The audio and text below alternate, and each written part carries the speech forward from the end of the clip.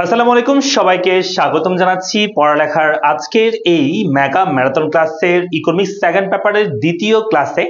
তো আমরা আজকের এই ক্লাসে আলোচনা করব দুইটা অধ্যায়। একটা হচ্ছে অর্থনীতির দ্বিতীয় পত্র, আমাদের যে সেকেন্ড পেপার দ্বিতীয় পত্র, এই দ্বিতীয় পত্রে আমরা দুইটা আজকে টপিক আলোচনা করব, মানে দুইটা চ্যাপ্টার আমরা আজকে আলোচনা করব।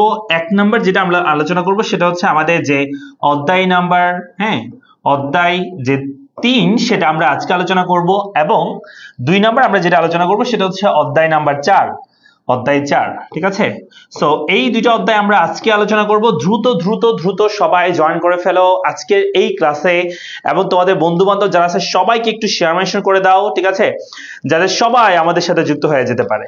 ওকে, আমি একটু তোমাদের সাথে শেয়ার করে দিচ্ছি যাতে সবাই যুক্ত হয়ে যেতে পারে।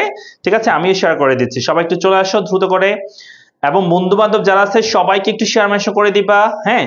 বন্ধু বান্ধব যারা আছে সবাইকে একটু শেয়ার মেনশন করে দাও। আমরা এখনই চলে যাব আমাদের ক্লাসে ইনশাআল্লাহ।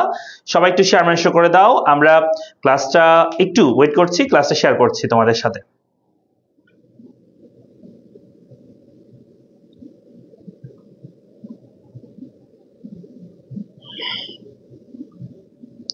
ওকে, আমিও শেয়ার করে দিচ্ছি তোমাদের সাথে।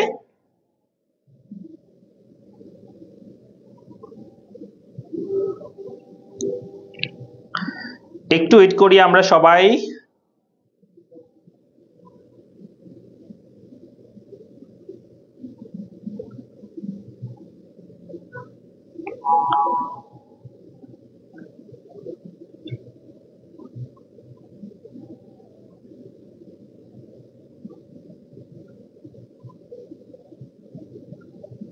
একটু সময় নিচ্ছি আমরা সবাই, একটু ওয়েট করি। আমি ক্লাসটা একটু আমি শেয়ার করে দিচ্ছি।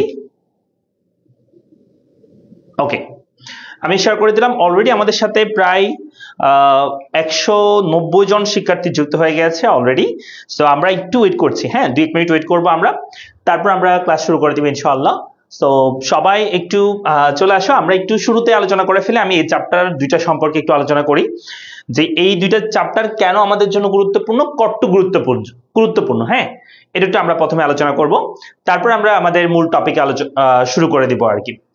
নেসাস আমাদের সাথে যুক্ত হয়েছে, সালাম দিয়েছে। আমাদের সাথে রয়েছে আরো মিম আছে, সালাম দিয়েছে চট্টগ্রাম থেকে, এই ক্লাসটি করছি। ওকে, আমাদের সাথে যারা যুক্ত হচ্ছ, কে কোন জায়গা থেকে যুক্ত হচ্ছে সেটা অবশ্যই একটু কমেন্ট বক্সে জানাতে পারো, এবং হচ্ছে ক্লাসটা একটু শেয়ার করতে পারো। শেয়ার করলে ভালো লাগবে। ঠিক আছে, আমরা প্রায় 300 জন যুক্ত হয়ে গিয়েছি। একটু সবাই চেষ্টা করলে কিন্তু আমরা আজকে, আমাদের সকালে একটা টার্গেট ছিল, যে আমরা 1000 স্টুডেন্ট ক্লাসটা করব, কিন্তু সকালে আমরা প্রথম পত্রের আমরা যে আমাদের যে দ্বিতীয় অধ্যায়ের ক্লাসটা ছিল, সেই অধ্যায়ে আমরা আজকে সকালে যে ক্লাস ছিল সেখানে আমরা 684 জন আমরা হচ্ছে পার্টিসিপেন্ট পেয়েছি। আমরা 684 জন, আমরা সর্বোচ্চ হাইয়েস্ট ক্লাসে আমরা অ্যাটেন্ডেন্স দেখেছি। সো এখন আমরা সেটাকে আমরা ব্রেক করব। ঠিক আছে, সো আমরা চাই যে এই ক্লাসে এখনই 1000 জন, এটা আমাদের এই টার্গেটটা ব্রেক করতে হবে। ঠিক আছে, 684 জনের যে টার্গেট, এই টার্গেটটা আমাদের ব্রেক করতে হবে। আমাদের এখন আজকে সবচেয়ে গুরুত্বপূর্ণ যে দুটো অধ্যায় সেটা পড়াচ্ছি, চ্যাপ্টার 3 এবং চ্যাপ্টার 4। আমি প্রথমেই এই চ্যাপ্টারের গুরুত্বটা নিয়ে একটু কথা বলি, ততক্ষণ তোমরা শেয়ার করতে থাকো। ঠিক আছে, ততক্ষণ তোমরা শেয়ার করতে থাকো। আর সেটা হচ্ছে এই চ্যাপ্টারে আমাদের যে দ্বিতীয় অধ্যায়, এই দ্বিতীয় অধ্যায় থেকে 2টা সিকিউ কম্পালসারি থাকবে, চ্যাপ্টার 4 থেকেও 2টা সিকিউ কম্পালসারি থাকবে, এবং যে ক্লাস আমরা অলরেডি নিয়ে ফেলেছি সকালে, সেখান থেকে 2টা সিকিউ তোমাদের কম্পালসারি তোমরা পাবা। তাহলে 2টা ওইখানে সকালে হয়ে গেছে, এখন আমরা 4টা পড়বো, তাহলে কিন্তু এখানেই তোমার কি A+ চলে আসবে। ঠিক আছে, 6টা অধ্যায় কিন্তু 6টা সিকিউ কিন্তু তুমি ইজিলি কভার করে ফেলতে পারবে এই 3টা অধ্যায় পড়ে। তবে যে একদম সরাসরি কমন পড়লে আর কি, আর যদি একটু তোমার একটা প্রশ্ন একটু কঠিন হয়ে যায়, তোমার জন্য আনকমন হয়ে যায়, তখন তোমাকে হয়তো অন্য চ্যাপ্টারে যাইতে হবে। সেজন্য আমাদের আরো চ্যাপ্টার পড়তে হবে। যেমন আগামীকাল বিকাল 3:30 আমরা নিব সপ্তম অধ্যায়, সবচেয়ে গুরুত্বপূর্ণ হবে, সবচেয়ে তোমরা যেটা সবচেয়ে ভয় পাও সেই অধ্যায়টা আমরা আলোচনা করব। সেকেন্ড পেপারের সপ্তম অধ্যায় আমরা আগামীকাল বিকাল 3:30 আমরা ক্লাসটা নিব এবং সন্ধ্যা 7টায় আমরা যে কোটি টাকার সাজেশন সবগুলো অধ্যায়কে আমরা একসাথে কভার করব এবং যেই যে জায়গা থেকে তোমাদের সিকিউ হবে সবকিছু আমরা কভার করব ইনশাআল্লাহ, ঠিক আছে, আগামীকালকের ক্লাসগুলোতে। সো তাহলে যেহেতু দুইটা চ্যাপ্টার 4টা সিকিউ আমরা কভার করব আজকের এই ক্লাসে, আমরা চাই আজকে যে এই ক্লাসে 1000 জন শিক্ষার্থী যুক্ত থাকুক। সো 1000 জন শিক্ষার্থী হওয়ার জন্য, এই 684 কে ব্রেক করার জন্য, এই রেকর্ডটা ব্রেক করার জন্য তোমাদের সহযোগিতা প্রয়োজন, ঠিক আছে? সবাই শেয়ার করো দ্রুত, 1 মিনিট সময় দিচ্ছি, সবাই শেয়ার করবা। ওকে, আমাদের সাথে রুবাইয়া বেগম আছে চট্টগ্রামের বন্দরনগরী থেকে। ওকে, তারপর হচ্ছে আমাদের সাথে শুভ আছে, সালাম দিয়েছে। আমাদের সাথে ইসরা আছে আমাদের সাথে। ওকে, আমরা প্রায় 371 জন যুক্ত হয়ে আছি। হ্যাঁ, সবাই একটু শেয়ার করে দিবা যারা আসো, 371 জন শেয়ার করে দিবা, ঠিক আছে? আমরা সকালে 400 জন কিন্তু তোমরা শেয়ার করছো, আমি অনেক খুশি হয়েছি সেটা দেখে। হ্যাঁ, তোমরা 400 জন ছিলা, 400টা শেয়ার করছো, আমি দেখছি 400 মনে হয় 9টা শেয়ার হয়েছে আমাদের ওই ক্লাসটা, সকালের ক্লাসটা। সো এখনো প্রায় 400 জন আসে, আমি এখানেও চাই যে 400টা শেয়ার হোক। জাস্ট 1 মিনিটে সবাই শেয়ার করে দাও। 400টা শেয়ার হলে আমি ক্লাস শুরু করে দিচ্ছি, আর কোনো কথা নাই, জাস্ট দ্বিতীয় কোনো কথা নাই, 400টা হইলে আমি ক্লাস শুরু করে দিচ্ছি। হ্যাঁ, নাইমা আমাদের বলছে চ্যাপ্টার 7 ইজি। হ্যাঁ, সবার জন্য তো সেম এমন না, সবার জন্য তো ইজি এমন না। ওকে, আমরা 1 মিনিট সময় নিচ্ছি, 1 মিনিটের মধ্যে তোমরা সবাই একটু শেয়ার করে দিবা। 400 শেয়ার হলে আমি ক্লাস শুরু করে দেবো ইনশাআল্লাহ। সো আমরা একটু দেখি কত শেয়ার হচ্ছে। আমরা দেখতে পাচ্ছি অলরেডি আমাদের এই ক্লাসটা শেয়ার করেছে 35 জন। হ্যাঁ, 35 জন শেয়ার করেছে আমরা দেখতে পাচ্ছি। সো সবাই একটু শেয়ার করবা, আমরা 400, হ্যাঁ 400 শেয়ার চাই, 1 মিনিটের মধ্যে চাই। সময় নষ্ট করলে আপনি, তোমাদের হাতে সময় নাই। হ্যাঁ, পরীক্ষার সময়টাতে এসে সময় নষ্ট করার মতো কোনো সময় নাই আমাদের হাতে। আমরা একটু শেয়ার করে দিব সবাই, তারপর আমি ক্লাসে চলে যাবো, আর বলবো না এই শেয়ার করার জন্য, আর বলবো না। হ্যাঁ, 2-1 বার বলবো, আর তোমরা করলে করবা, আমার এত শখ নাই, ঠিক আছে? তো তাড়াতাড়ি করো, দ্রুত দ্রুত দ্রুত, সবাই দ্রুত করো। আমরা দেখতে পাচ্ছি প্রায় 48 জন শেয়ার করে ফেলেছে, আর বেশি নাই। আমরা 400 শেয়ার চাই, সবাই 400 শেয়ার হবে, 400 জন কিন্তু আসো, একটা করে শেয়ার করলে 400 শেয়ার হয়ে যাচ্ছে, এখনই 400 শেয়ার হয়ে যাবে। 53টা শেয়ার হয়ে যাচ্ছে, সবাই শেয়ার করবা। 53 শেয়ার দেখতে পাচ্ছি আমরা। ওকে, আমরা দিতে পাচ্ছি 57 শেয়ার হয়েছে, 57 শেয়ার, সবাই 380 জন আসো, 81 জন আছো। হ্যাঁ, সবাই একবার শেয়ার করবা। 400 শেয়ার চাই আমি, এখনই দ্রুত করো, দ্রুত সবাই 400 শেয়ার। ওকে, আমরা 60টা শেয়ার পেয়ে গেছি অলরেডি, 60 শেয়ার আমরা দেখতে পাচ্ছি। এবং যারা যুক্ত হচ্ছে নতুন করে, সবাই শেয়ার করবা, মানে একটা শেয়ার অন্তত পক্ষে করবা, নিজের ওয়ালে শেয়ার করবা আর কি। হ্যাঁ, এটা হচ্ছে তোমাদের কাছে একটাই দাবি, আর কোনো দাবি নাই, একটা দাবি যে একটা শেয়ার করো অন্তত পক্ষে, ঠিক আছে? প্রত্যেকে একটা করে শেয়ার করো। আমরা 400+ শিক্ষার্থী যুক্ত হয়েছি। আমরা দেখতে পাচ্ছি অলরেডি আমাদের সাথে, মানে আমাদের ক্লাস শেয়ার করেছে 73 জন, 73টা শেয়ার দেখতে পাচ্ছি আমরা। 400 শেয়ার চাই, 400 শেয়ার কম্পালসারি। ওকে, দ্রুত করো। 413 জন আছে আমরা, 400 শেয়ার আমরা 1 সেকেন্ডে করে ফেলতে পারি চাইলে। সবাই করো, সবাই এখনই 1 সেকেন্ড করলে কিন্তু আমরা কিন্তু ক্লাসটা শুরু করে দিচ্ছি, ঠিক আছে? সো 73টা শেয়ার দেখতে পাচ্ছি আমরা, সবাই করবে। একটু বিরক্ত করতেছি তোমাদেরকে, কোনো মানে তোমাদের জন্য করতেছি, আমার জন্য না। আমার ভালো লাগবে যখন স্টুডেন্ট বেশি থাকবে। আমরা প্রায় 80 জন দেখতে পাচ্ছি শেয়ার, 80টা শেয়ার হয়েছে। হ্যাঁ, 400 জন দেখতে পাচ্ছি, 409 জন আছে আমাদের সাথে, 80টা শেয়ার দেখতে পাচ্ছি। দ্রুত করো, 400 শেয়ার চাই আমরা আজকের ক্লাসে আমরা 400 শেয়ার চাই। 85 শেয়ার হয়েছে, একটু তাড়াতাড়ি করো না বাবা, সবাই একটু তাড়াতাড়ি করো, আমরা সময় চলে যাচ্ছে তো, সময় চলে যাচ্ছে। 85 শেয়ার হয়েছে, সবাই একটু শেয়ার করবা, সবাই একটু শেয়ার করো। 85 শেয়ার হয়েছে, 87 শেয়ার, 87টা শেয়ার হয়েছে। দ্রুত করো, সময় নষ্ট করতেছো কেন, তাড়াতাড়ি করো। আমরা 87 শেয়ার দেখতে পাচ্ছি, আর কিছু শেয়ার লাগবে। আমরা 400 শেয়ার চাই আজকের ক্লাসে, 400 শেয়ার। দ্রুত করো। 90টা শেয়ার হয়েছে, 90টা, দ্রুত করো। 400 শেয়ার চাচ্ছি আমরা আজকের এই ক্লাসে, এটাই তোমাদের টার্গেট, 1000 জন এবং 400 শেয়ার, দ্রুত করবা। ওকে, 91টা শেয়ার দেখতে পাচ্ছি আমরা, 91। 400 শেয়ার হবে না, পারবো না আমরা করতে? একটা করে সবাই শেয়ার করতে পারতেছো না? হাই রে, এত কষ্ট করে লাভটা কি হইলো? আর আমি কিন্তু বলছি তোমাদেরকে যে আমি তোমাদেরকে আজকে ক্লাসের কি দিব না, পিডিএফ দিব না যদি 1000 জন না হয়, ঠিক আছে? এটা বলছিলাম তোমাদেরকে। হ্যাঁ, সকালে ক্লাসে তবুও দিয়ে দিছি, তোমাদের দিকে মায়া দেখায়, দয়া দেখায়। তোমাদেরকে মায়া দয়া দেখালে লাভ কি? তোমরা একটা শেয়ার করতে পারো না, মায়া দয়া কোনো লাভ আছে? একটা শেয়ার করলে কি হইতো? আমরা 96টা শেয়ার দেখতে পাচ্ছি, 100 শেয়ার এখনো হচ্ছি না, দ্রুত করো। দ্রুত করো, আমরা 437 জন আসছি, 1 সেকেন্ডে চাইলে শেয়ার করলে একসাথে 400 শেয়ার হয়ে যায়, একই টাইমে 1 সেকেন্ডে 400 শেয়ার হয়ে যায়। দ্রুত করো সবাই। 103টা শেয়ার। আমি ক্লাসে নিব না, মানে এখন বিরক্ত লাগতেছে, এতক্ষণ লাগে ভাই, একটু করো না, সবাই করো দ্রুত। 111টা শেয়ার হয়েছে, দ্রুত করো। 400 শেয়ার চাই আমি আজকে, 400 শেয়ার চাই আমরা। 114টা শেয়ার, 114টা শেয়ার হয়ে আছে, দ্রুত করো। এত স্লো হইলে কেমন হবে, তাড়াতাড়ি করো।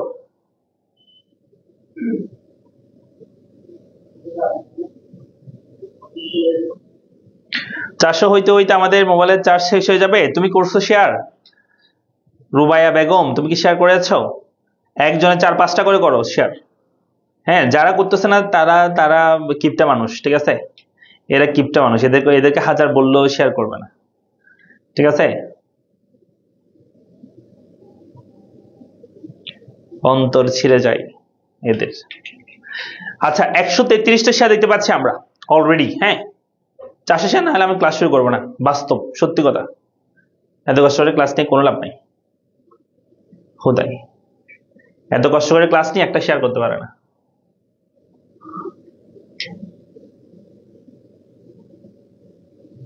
হয়েছে 147টা শেয়ার দেখতে পাচ্ছি আমরা, 147 শেয়ার, দ্রুত করো।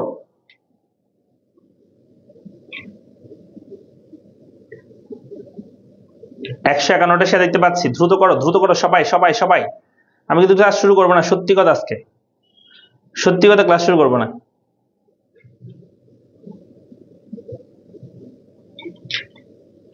সত্যি কথা, আমি ক্লাস শুরু করবো না আজকে।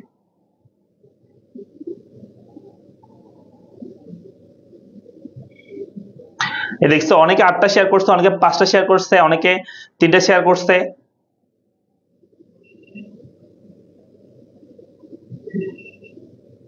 কিন্তু একজনও কি, মানে একটা শেয়ার করে না, যেরকম অনেক পাবলিক আছে, অনেকজন আছে, অনেকজন আছে, না হলে তো এত 400 জন থাকলে 400টা শেয়ার এক ক্লিকে হয়ে যাওয়ার কথা। 183 শেয়ার দেখতে পাচ্ছি আমরা, 183 শেয়ার। আমরা ফাঁকা ফাঁকা শেয়ার করবো, এটা ফাও কথা, একটা শেয়ার করো না।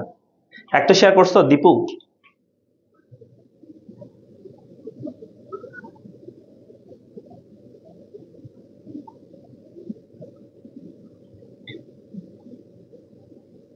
হয়েছে 198টা। তোমরা অর্ধেকও শেয়ার করতে পারো না, কমপ্লিট করতে পারো না, অর্ধেকও শেয়ার কমপ্লিট করতে পারো না। আমি শুরু করতেছি, আর কিছু করার নাই, তোমাদেরকে আর কিছু বলবো না, ঠিক আছে, যা করার তোমরাই করো। সো আমরা আজকে পড়বো যেটা, সেটা হচ্ছে চ্যাপ্টার 3, মানে আমরা যেটা বলি সে বাংলাদেশের শিল্প, এটা নিয়ে পড়বো। এখন প্রশ্ন, স্যার বাংলাদেশের শিল্প কেন পড়তেছে? আমরা তো বাংলাদেশের অর্থনীতি সম্পর্কে পড়ার কথা, তাই না? সো এটা পড়তেছি কেন? ওই যে আমরা ফার্স্ট আজকের ক্লাসে আমরা বলছিলাম যে আমাদের যে জিডিপি, হ্যাঁ, গ্রস ডোমেস্টিক প্রোডাক্ট, এখানের মধ্যে এই শিল্পের অবদান কিন্তু প্রায় কত পার্সেন্ট? প্রায় 37%-এর কাছাকাছি। অথবা তুমি বলতে পারো, হ্যাঁ, আমরা আপডেট অনুযায়ী 37% হচ্ছে আমাদের জিডিপিতে শিল্প খাতের অবদান। ওকে, তো যেহেতু শিল্প খাতের একটা বড় অবদান আছে জিডিপিতে, আমাদেরকে শিল্প সম্পর্কে জানতে হবে। ক্লিয়ার?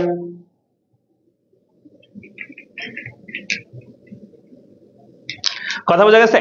তো আমরা শিল্প সম্পর্কে জানবো, কারণ জিডিপিতে আমাদের এটার একটা বড় অবদান আছে। আমরা প্রথমে যেটা করবো, এই চ্যাপ্টারের কি কি জায়গা থেকে আমাদের জ্ঞানমূলক আসতে পারে সেটা এখানে দেখবো।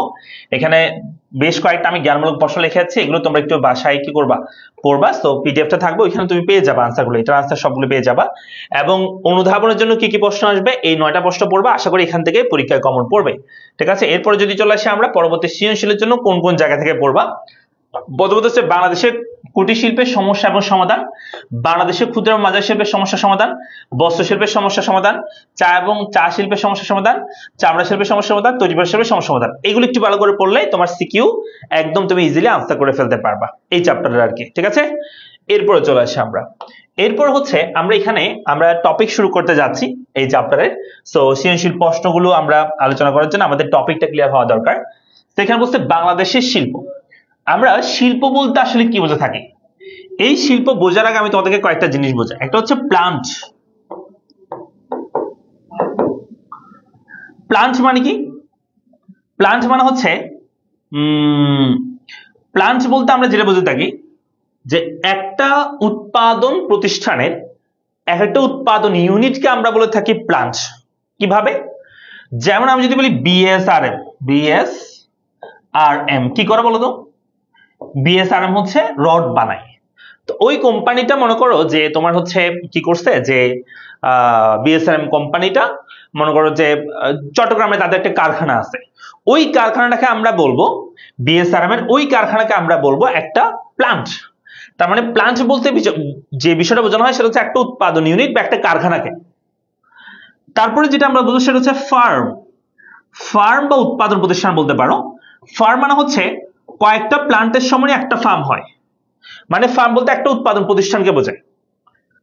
প্লান্ট হচ্ছে একটা উৎপাদন ইউনিট, আর ফার্ম মানে হচ্ছে কয়েকটা ইউনিট মিলে একটা ফার্ম হয়ে থাকে। আবার একটা প্লান্টের সমন্বয়ে একটা ফার্ম হইতে পারে। মনে করো বিএসআরএম এর অনেকগুলো ফ্যাক্টরি আছে, চট্টগ্রামে আছে, রাজশাহীতে আছে, ঢাকাতে আছে, এরকম মনে করো। তাহলে তিনটাই মিলে মনে করো যে বিএসআরএম ফার্ম। তাহলে অনেকগুলো প্লান্ট থাকতে পারে। কি বলছি বলো? অনেকগুলো প্লান্ট থাকতে পারে, অনেকগুলো প্লান্টের সমন্বয়ে একটা ফার্ম গঠিত হতে পারে। ক্লিয়ার? তাহলে প্লান্টের সমন্বয়ে হয় ফার্ম, একটা প্লান্টের সমন্বয়ে হইতে পারে, অনেকগুলো প্লান্টের সমন্বয়ে একটা ফার্ম গঠিত হইতে পারে। আবার ওই ফার্মের সমন্বয়ে তৈরি হয় যেটা, সেটা হচ্ছে শিল্প।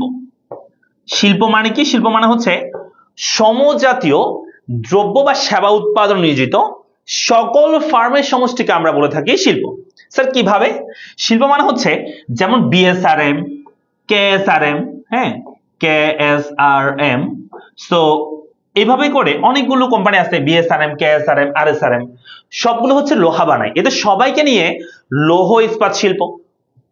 বাংলাদেশে চা বানায়, চা পাতা বানায় অনেকগুলো কোম্পানি আছে, সিলন, ইস্পাহানি, মির্জাপুর, তারপর হচ্ছে তোমার তাজা, হ্যাঁ, এগুলো সবগুলো মিলে চা শিল্প। বাংলাদেশে মেডিসিন তৈরি করা অনেকগুলো কোম্পানি আছে, সবগুলো মিলে ওষুধ শিল্প। বাংলাদেশে সিমেন্ট তৈরি করা অনেকগুলো কোম্পানি আছে, সবগুলো মিলে সিমেন্ট শিল্প। কথা বোঝা গেছে? তাহলে শিল্প মানে হচ্ছে সমজাতীয় দ্রব্য বা সেবা উৎপাদন নিয়োজিত সকল ফার্মের সমষ্টিকে আমরা শিল্প বলি। তবে একটা ফার্মের সমন্বয়ে একটা শিল্প গঠিত হইতে পারে কোন বাজারে? আনসার করতে হবে দ্রুত কমেন্ট বক্সে। দেখি কারা কারা পারে। আমি পড়াইছি ফার্স্ট পেপারের চ্যাপ্টার 4 এ, আমি পড়াইছি ফার্স্ট পেপার চ্যাপ্টার 4 কিন্তু আমি ক্লাস নিয়েছি। সেখানে আমি বলছি যে ফার্ম এবং শিল্পের মধ্যে কোনো পার্থক্য নাই কোন বাজারে। দ্রুত আনসার করতে হবে। মানে একটা ফার্মের সমন্বয়ে একটা শিল্প হইতে পারে, সেটা কোন বাজারে? একটা ফার্মের সমন্বয়ে একটা শিল্প হইতে পারে, সেটা কোন বাজারে? মানে ফার্মের মধ্যে কি, ফার্ম এবং শিল্পের মধ্যে কোনো পার্থক্য নাই আর কি, কোন বাজারে সেটা? দেখে আনসার করো। ওকে, ফার্ম এবং শিল্পের মধ্যে কোনো পার্থক্য নাই কোন বাজারে? তাবাসসুম সিংহ বলতেছে আকিজবিরি। তারপর হচ্ছে শাহিদুল ইসলাম বলছে এক্সটিডিয়া বাজার। রাফি বলছে আবুল বিরি। কি বলে এগুলো? এই তারপর হচ্ছে এই যে আনসার চলে এসেছে, আমরা আনসার অনেকগুলো পাচ্ছি। এই যে শাহিদুল ইসলাম ভেরি স্মার্ট বলছে একচেটিয়া বাজার। তারপর হচ্ছে রুমামণি বলছে একচেটিয়া বাজার। ফাহিমা ফাহম বলছে একচেটিয়া বাজার। Very good, very good. এই যে অনেক ভালো হচ্ছে। হ্যাঁ, তারপর হচ্ছে পল্লবী দত্ত বলছে আমাদেরকে একচেটিয়া বাজার। তারপর হচ্ছে মাঝের মায়া আমাদেরকে, সাজের মায়া বলছে একচেটিয়া বাজার। হ্যাঁ, একচেটিয়া বাজারে ফার্ম শিল্পের মধ্যে কোনো পার্থক্য হয় না। কারণ একচেটিয়া বাজার মানে হচ্ছে এমন একটা বাজার যেখানে একজন মাত্র কোন একটা পণ্য বিক্রি করে এবং ইউনিক পণ্য, সেটা ছাড়া আর কেউ বিক্রি করে না। তার মানে তাকে নিয়ে কি হয়, শিল্প হয়ে যায়। তো ফার্ম শিল্পের মধ্যে কোনো পার্থক্য থাকে না একচেটিয়া বাজারে। মনে থাকবে? বুঝছি আমরা? তাহলে আমরা শিল্প মানে কি বলছে, কোন সমজাতীয় দ্রব্য বা সেবা উৎপাদন নিয়োজিত সকল ফার্মের সমষ্টিকে আমরা কি বলবো? শিল্প বলবো। হয়ে গেছে এটা এক নাম্বারটা। এরপর দেখো এখানে কয়েকটা শিল্প নীতি দেওয়া আছে। যে শিল্প নীতি কি আগে তোমাদের একটু বোঝাই। শিল্প নীতি মানে হচ্ছে একটা দেশের শিল্পগুলো কেমন হবে, কত মূলধন থাকলে সেটাকে আমরা বৃহৎ শিল্প বলবো, কত মূলধন থাকলে মাঝারি শিল্প, কত মূলধন থাকলে সেটাকে আমরা ক্ষুদ্র শিল্প বলবো, এবং শিল্পগুলোর উন্নতি অবনতি, তারপর হচ্ছে সেক্টর গুলো কি, হ্যাঁ, এবং রীতিনীতি সবকিছু হচ্ছে যেখানে আলোচনা করা হয় সেগুলো বলা হয় শিল্পনীতি। এরকম শিল্পনীতি বাংলাদেশে প্রায় কয়টা? 9টা মনে হয় শিল্পনীতি হয়েছে আজ পর্যন্ত। হ্যাঁ, এই যে 9টা শিল্পনীতি হয়েছে বাংলাদেশে। হ্যাঁ, অষ্টম নবম শিল্পনীতি হয়েছে যেটা এই 2022-এ এসে, যেখানে শিল্পকে 17 ভাগে ভাগ করছে, এবং অষ্টম শিল্পনীতি যেটা 2016 সালে হয়েছে, যেখানে শিল্পকে 12 ভাগে ভাগ করছে। আর সপ্তম শিল্পনীতি যেটা, সেটা হচ্ছে 2010 হয়েছে, যেটাকে শিল্পকে 9 ভাগে ভাগ করা হয়েছে। এর আগে 2006 মানে ষষ্ঠ শিল্পনীতি যেটা হয়েছে সেটা হচ্ছে 2005 সালে, যেখানে শিল্পকে 4 ভাগে ভাগ করা হয়েছে। তো আমরা এখানে মেইনলি এই 2016 সালের শিল্পনীতিটা যদি ভালো করে মনে রাখতে পারি তাহলে হয়ে যাবে। আরো যদি ভালো করে মনে রাখতে চাও 22টা মনে রাখলে হবে। তবে এখানে 16 এবং 22 এর মধ্যে তেমন কোনো পার্থক্য নাই, এক্সট্রা যে খাতগুলো আসছে সেগুলো নিয়ে পার্থক্য। এক্সট্রা যে খাতগুলো আসছে 12 প্রকার বাইরে যে বাইরে এক্সট্রা প্রকার ভেদগুলো আছে সেগুলোতে পার্থক্য, অন্য কোনো তেমন একটা পার্থক্য নাই ফিগারগত দিক থেকে। হ্যাঁ, আমরা একটু পরে দেখবো। আমরা 16 সালটা যদি ভালো করে মুখস্থ করতে পারি, তোমাদের বইতে 16 সালটা এর আগেটা থাকতে পারে, অথবা 16 আর 22 থাকতে পারে। সো একটা যদি ভালো করে মুখস্থ করতে পারো 16 অথবা 22 তাহলে হয়ে যাবে। চলো আমরা 16 সালটা দেখবো। আমরা 16 সালের শিল্প অনুযায়ী শিল্পের যে প্রকারভেদ সেগুলো আমরা দেখবো। সো এখানে পাশাপাশি দুইটা দেওয়া আছে, মনে হয় লেখাগুলো ভালো করে বোঝা যাচ্ছে না। লেখাগুলো কি দেখা যাচ্ছে একটু বলো তো আমাকে, লেখাগুলো দেখা যাচ্ছে কিনা একটু বলবা সবাই। লেখাগুলো কি দেখা যাচ্ছে? এই লেখা পড়া যাচ্ছে? এই লেখা পড়তে পারতেছো তোমরা? ও যাচ্ছে তো, পড়া যাচ্ছে তো, পড়া যাচ্ছে। শোনো, এখানে 2016 সালের শিল্পনীতি অনুযায়ী শিল্পের যে 12টা প্রকারভেদ তার মধ্যে আমরা প্রথমটা যেটা বলবো সেটা হচ্ছে বৃহৎ শিল্প। এই বৃহৎ শিল্প আবার দুই প্রকার হবে, একটাকে বলা হয় ম্যানুফ্যাকচারিং এর ক্ষেত্রে, আরটাকে বলা হয় সেবা শিল্পের ক্ষেত্রে। এখন স্যার ম্যানুফ্যাকচারিং কি আবার সেবা কি? ম্যানুফ্যাকচার মানে হচ্ছে যেখানে কোন একটা প্রোডাক্ট তৈরি করা হয়, বানানো হয়, ম্যানুফ্যাকচারিং করা হয়। তাহলে ম্যানুফ্যাকচারিং ক্ষেত্রে বলতে বোঝায় যেখানে কোন একটা প্রোডাক্ট বানানো হয়। আর সেবা ক্ষেত্রে মানে হচ্ছে যারা কোনো ধরনের প্রোডাক্ট দিবে না, একটা সেবা দিবে, এটাকে আমরা সেবা শিল্প বলে থাকি। ঠিক আছে? তাহলে কি বলছে? ম্যানুফ্যাকচারিং মানে হচ্ছে যেখানে প্রোডাক্ট মানে পণ্য বানানো হয়, আর সেবা মানে হচ্ছে যেখানে কোন একটা কি হয়, সেবা দেওয়া হয়। যেমন এই যে তোমাদেরকে পড়াচ্ছি, ডাক্তার, উকিল, শিক্ষক বা অডিট ফার্ম যারা তোমাকে সেবা দিবে, তোমাকে হচ্ছে তোমার হিসাব নিকাশ করে দিবে, এগুলোকে আমরা বলে থাকি যে তোমার সেবা শিল্প। তাহলে চলো এখানে একটা প্রশ্ন, এখানে বলছে আমাদেরকে যে আমরা এখন তাহলে বৃহৎ শিল্প মানে ম্যানুফ্যাকচারিং ক্ষেত্রে বৃহৎ শিল্প কাকে বলে সেটা আমরা দেখবো। তা আমার সাথে মুখস্থ করবা। ম্যানুফ্যাকচারিং ক্ষেত্রে বৃহৎ শিল্প বলতে সেই সব শিল্প প্রতিষ্ঠানকে বোঝায় যেই সব প্রতিষ্ঠানের জমি, কারখানা, ভবন ব্যতি রেখে স্থায়ী সম্পদের মূল্য, প্রতিস্থাপন ব্যয় সহ এই জিনিসটা প্রত্যেকটা সংজ্ঞার মধ্যে এই লাইনগুলো সিমিলার। হ্যাঁ, তাহলে এটা আমরা যদি মুখস্থ করে ফেলতে পারি তাহলে আমাদের জন্য সহজ হয়ে যাবে। কেমন? তাহলে আমাদের জন্য সহজ হয়ে যাবে। কি বলো? আমরা বলবো ম্যানুফ্যাকচারিং ক্ষেত্রে বৃহৎ শিল্প বলতে সেই সব শিল্প প্রতিষ্ঠানকে বোঝায় যেসব প্রতিষ্ঠানের জমি ও কারখানার মধ্যে রেখে স্থায়ী সম্পদের মূল্য, প্রতিস্থাপন ব্যয় সহ। এই কথাগুলো আমি একটু তোমাদেরকে মানে বুঝাই দিই। বুঝতে, ম্যানুফ্যাকচারিং ক্ষেত্রে বৃহৎ শিল্প বলতে সেই প্রতিষ্ঠানকে বোঝাবে যেই সব প্রতিষ্ঠানের জমি আর কারখানা ভবন ছাড়া, জমি আর কি ছাড়া বলতো? জমি আর কারখানা ভবন ছাড়া। এই যে জমি এবং হচ্ছে কারখানা ভবন ছাড়া একটা প্রতিষ্ঠানের অনেকগুলো স্থায়ী সম্পদ থাকতে পারে, তার মধ্যে জমি এবং কারখানা একটা। যেমন যন্ত্রপাতি থাকতে পারে, তাই না? তো সেখানের মধ্যে বলছে যে জমি এবং কারখানা ছাড়া যত স্থায়ী সম্পদ আছে সেগুলোর মূল্য, প্রতিস্থাপন ব্যয় সহ। স্যার প্রতিস্থাপন ব্যয়টা আবার কি? মনে করো একটা কোম্পানির একটা 1 লক্ষ টাকার মেশিন কিনছে, এটা একটা স্থায়ী সম্পদ। হ্যাঁ, জমি এবং কারখানা ছাড়া আর কি স্থায়ী সম্পদ যন্ত্রপাতি মনে করো। এটার সংস্থাপন ব্যয় করছে, সংস্থাপন ব্যয় মানে হচ্ছে এটা ইনস্টলেশন করছে, সেখানে খরচ হয়েছে আরো 10,000 টাকা। ইনস্টলেশন মানে বুঝছো তো, একটা মানে একটা যন্ত্রপাতি এনেই তো সেখান থেকে উৎপাদন হয় না, সেটাকে আমাদের কোন একটা জায়গায় কি করতে হয়, মানে কাজে লাগাইতে হয়। ঠিক আছে? এটাকে কাজে লাগাইতে হয়, লাগানোর জন্য আমাদেরকে ইনস্টলেশন করতে হয়, বা এটাকে আমাদের কারখানার মধ্যে এটা স্থাপন করতে হয়, যেটাকে বলা হয় ইনস্টলেশন খরচ বা স্থাপন ব্যয়। তাহলে 1 লক্ষের সাথে 10,000 যোগ হয়ে 1,10,000 টাকার আমাদের খরচ হয়েছে ওই যন্ত্রপাতির জন্য। তাহলে আমরা ওই যন্ত্রপাতির মূল্য কারণ করার সময় বলতেছে ওই যন্ত্রপাতির মূল্য পাশাপাশি প্রতিস্থাপন ব্যয় সহ, প্রতিস্থাপন ব্যয় মানে 10,000, এটা সহ আমাদেরকে যোগ করতে হবে। সেই মূল্য যদি 50 কোটি টাকার অধিক কিংবা যেসব প্রতিষ্ঠানে 300 জন অধিক শ্রমিক নিয়োজিত রয়েছে তাকে আমরা বলতে পারি বৃহৎ শিল্প। তবে এখানে আলাদা একটা ক্লজ লিখছে, তবে তৈরি পোশাক বা শ্রমগণ শিল্পের ক্ষেত্রে 1000 জনের অধিক হইতে হবে। এখন এটা আবার কি জিনিস স্যার? তৈরি পোশাক বা শ্রমগণ শিল্প বলতে আসলে কি বোঝানো হয়? ঠিক আছে, আমি তোমাদেরকে এটা বড় করে দিই, তোমার মনে হয় দেখতেছো না। এখন দেখা যাচ্ছে তো? আশা করি এখন দেখতেছো।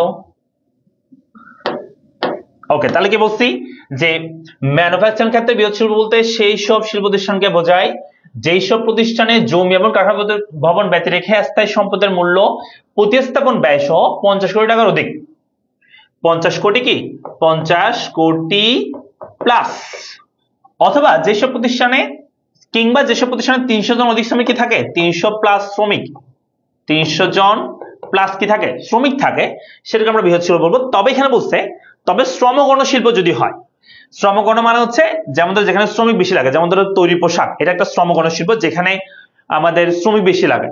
শ্রমগণ শিল্পের ক্ষেত্রে 1000 জনের অধিক হতে হবে, তখনই সেটাকে আমরা কি বলতে পারি যে বৃহৎ শিল্প বলতে পারবো। শুধু শ্রমিকের ক্ষেত্রে এই আলাদা ক্লজটা আর কি, বোঝা গেছে?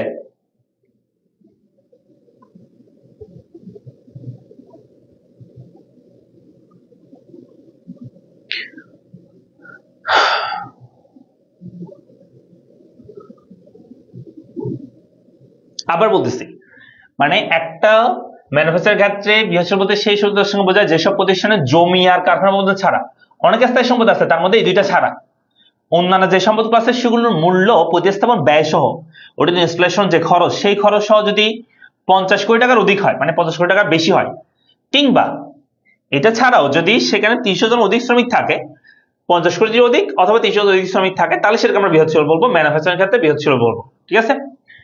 তবে শ্রমগণ শিল্পের ক্ষেত্রে 1000 জন অধিক হইতে হবে। আবার সেবার ক্ষেত্রে বলছে কি, সেবা শিল্পের ক্ষেত্রে বৃহৎ শিল্প বলতে সেই সব প্রতিষ্ঠানকে বোঝায় যেসব প্রতিষ্ঠানের জমি এবং কারখানার মূল্য ব্যয় স্থায়ী সম্পদের মূল্য প্রতিস্থাপন ব্যয় সহ 30 কোটি টাকার অধিক, হ্যাঁ, অথবা যেসব প্রতিষ্ঠানের 120 জনের অধিক শ্রমিক নিয়োজিত থাকে, তাকে আমরা বলে থাকি ম্যানুফ্যাকচারিং ক্ষেত্রে বৃহৎ শিল্প বলে থাকি। মানে সেবা শিল্পের ক্ষেত্রে, সরি, সেবা শিল্পের ক্ষেত্রে বৃহৎ শিল্প বলবো যেখানে 30 কোটি টাকার অধিক কিংবা 120 জন অধিক শ্রমিক তাকে নিয়োজিত থাকে। চলো এই দুটো একটু মুখস্থ করো, কারণ এই দুটো মুখস্থ করতে পারলে পরগুলো তুমি এমনিতে পারবা, এই দুটো মুখস্থ করলে পরগুলো এমনিতে পারবা। একটু মুখস্থ করো সবাই।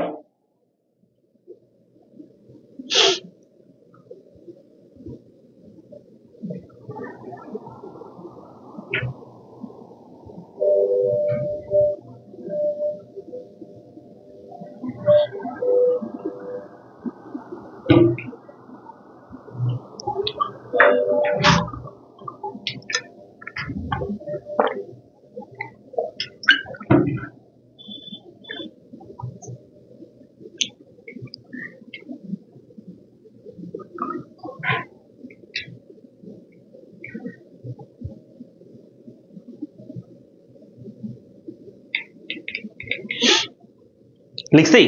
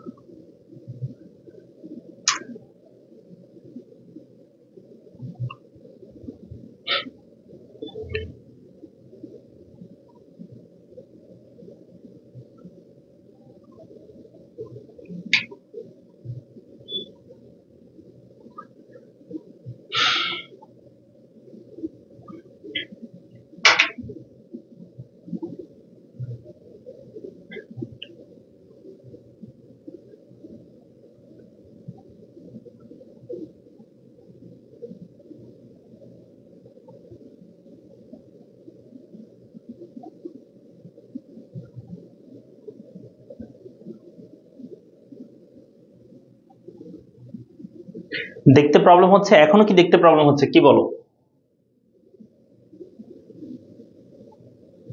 পড়াতে যাচ্ছে?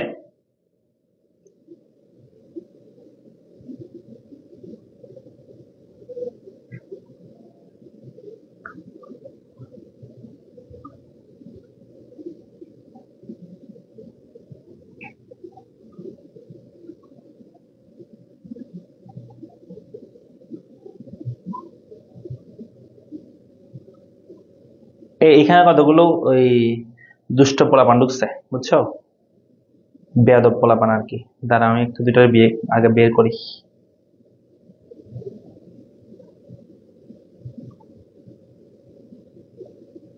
এমন থাপ্পড় দিব দুনিয়ার ওই পারে চলে যাবে বেটা।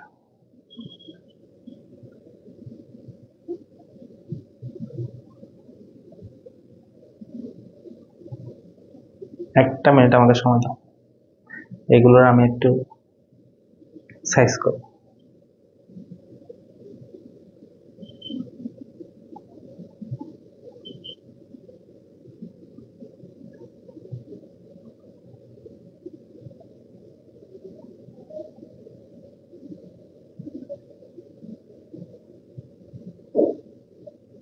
কই গেল? এখন তো খুঁজে পাচ্ছি না। এখন আর কাউন্ট করবে না ভয়ে।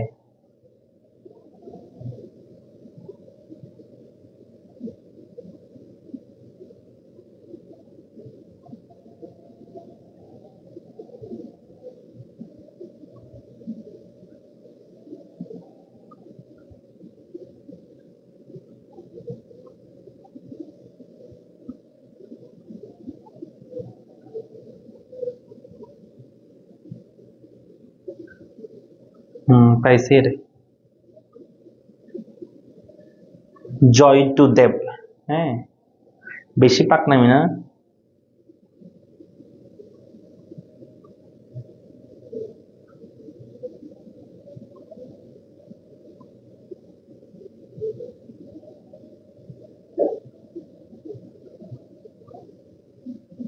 এত সংখ্যা তো মনে রাখতে হবে, কারণ আমাদের কিছু করার নাই, ঠিক আছে, আমাদের তো পড়তে হবে। একটু তাড়াতাড়ি পড়ান। হ্যাঁ, পড়াচ্ছি।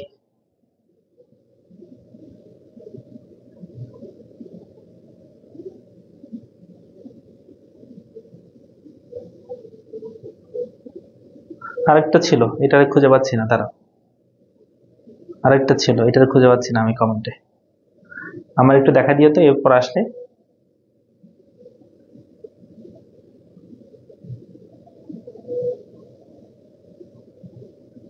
আমার একটু দেখা দিয়ে এরপর আসলে মনে করা দিয়ে তো।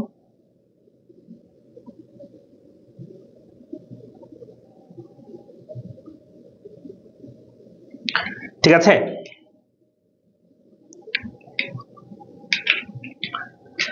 ওকে। তাহলে আমাদের মুখস্থ হয়েছে দুইটা। আমরা হচ্ছে ম্যানুফ্যাকচারিং ক্ষেত্রে বৃহৎ শিল্প কাকে বলে সেটা আমরা দেখছি, এবং সেবার ক্ষেত্রে যেটা বৃহৎ শিল্প বলে সেটা আমরা দেখছি। এই দুটো একটু ভালো করে মুখস্থ করবা। সেবার ক্ষেত্রে হচ্ছে 30-50 কোটি টাকার অধিক কিংবা 30 জনের অধিক। আর যদি বলি সরি ম্যানুফ্যাকচারিং ক্ষেত্রে, আর সেবার ক্ষেত্রে হচ্ছে 30 কোটি টাকার অধিক কিংবা যেখানে 120 জন অধিক শ্রমিক থাকে, নিয়োজিত থাকে, সেটাকে আমরা বলি সেবার ক্ষেত্রে বৃহৎ শিল্প। ওকে, এটা গেল।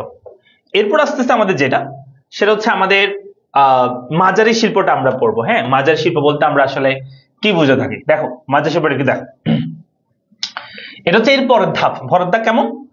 আগেরটা আমরা বলছি যেখানে 50 কোটি টাকার অধিক, এখন বলতেছি যেখানে 15 থেকে 50 কোটি, বাকি সব কথা আগের মতো। এবার বলবো ম্যানুফ্যাকচারিং ক্ষেত্রে মাঝারি শিল্প বলতে সেই সব প্রতিষ্ঠানকে বোঝায় যেসব প্রতিষ্ঠানের জমি এবং কারখানার কাছে সমাধানমূলক প্রতিস্থাপন ব্যয় সহ, হ্যাঁ, 50 কোটি থেকে সরি 15 থেকে 50 কোটি। আগে বলছিলাম 50 কোটির দিকে, এখন বলতেছি 15 থেকে 50 কোটি, কিংবা যেসব প্রতিষ্ঠানে 21 থেকে 300 জন শ্রমিক কি থাকে, নিয়োজিত থাকে, সেটাকে আমরা বলে থাকি ম্যানুফ্যাকচারিং ক্ষেত্রে মাঝারি শিল্প আমরা বলে থাকি। ওকে, আবার যদি আমরা বলি সেবা শিল্পের ক্ষেত্রে, যদি বলি সেবা শিল্পের ক্ষেত্রে মাঝারি শিল্প বলতে কি বোঝানো হয়, তাহলে আমরা বলবো যে সেবা শিল্পের ক্ষেত্রে মাঝারি শিল্প বলতে সেই সব প্রতিষ্ঠান বোঝায় যেসব প্রতিষ্ঠানে কারখানা এবং কি কারখানা ভবন ব্যতিরেকে স্থায়ী সম্পদের মূল্য প্রতিস্থাপন ব্যয় সহ 2 কোটি টাকার 2 থেকে 30 কোটি টাকা, আগে ছিল 30 কোটি অধিক, এখন বলতেছে 2 থেকে 30 কোটি। ঠিক আছে, বোঝা গেছে? ওকে, 2 থেকে 30 কোটি, সেটাকে আমরা বলবো যে সেবার ক্ষেত্রে মাঝারি শিল্প বলবো, অথবা যেখানে 51 থেকে 120 জন শ্রমিক কি থাকবে, নিয়োজিত থাকবে, সেটাকে আমরা সেবার ক্ষেত্রে মাঝারি শিল্প আমরা বলতে পারি। ক্লিয়ার? পারবো? ম্যানুফ্যাকচারিং কি আমি অলরেডি অনেকবার বলছি, আবার জিজ্ঞেস করতেছে ম্যানুফ্যাকচারিং যেখানে পণ্য প্রোডাক্ট আমরা তৈরি করি, আর সেবা মানে যেখানে সেবা দেওয়া হয়, কোনো প্রোডাক্ট দেওয়া হয় না।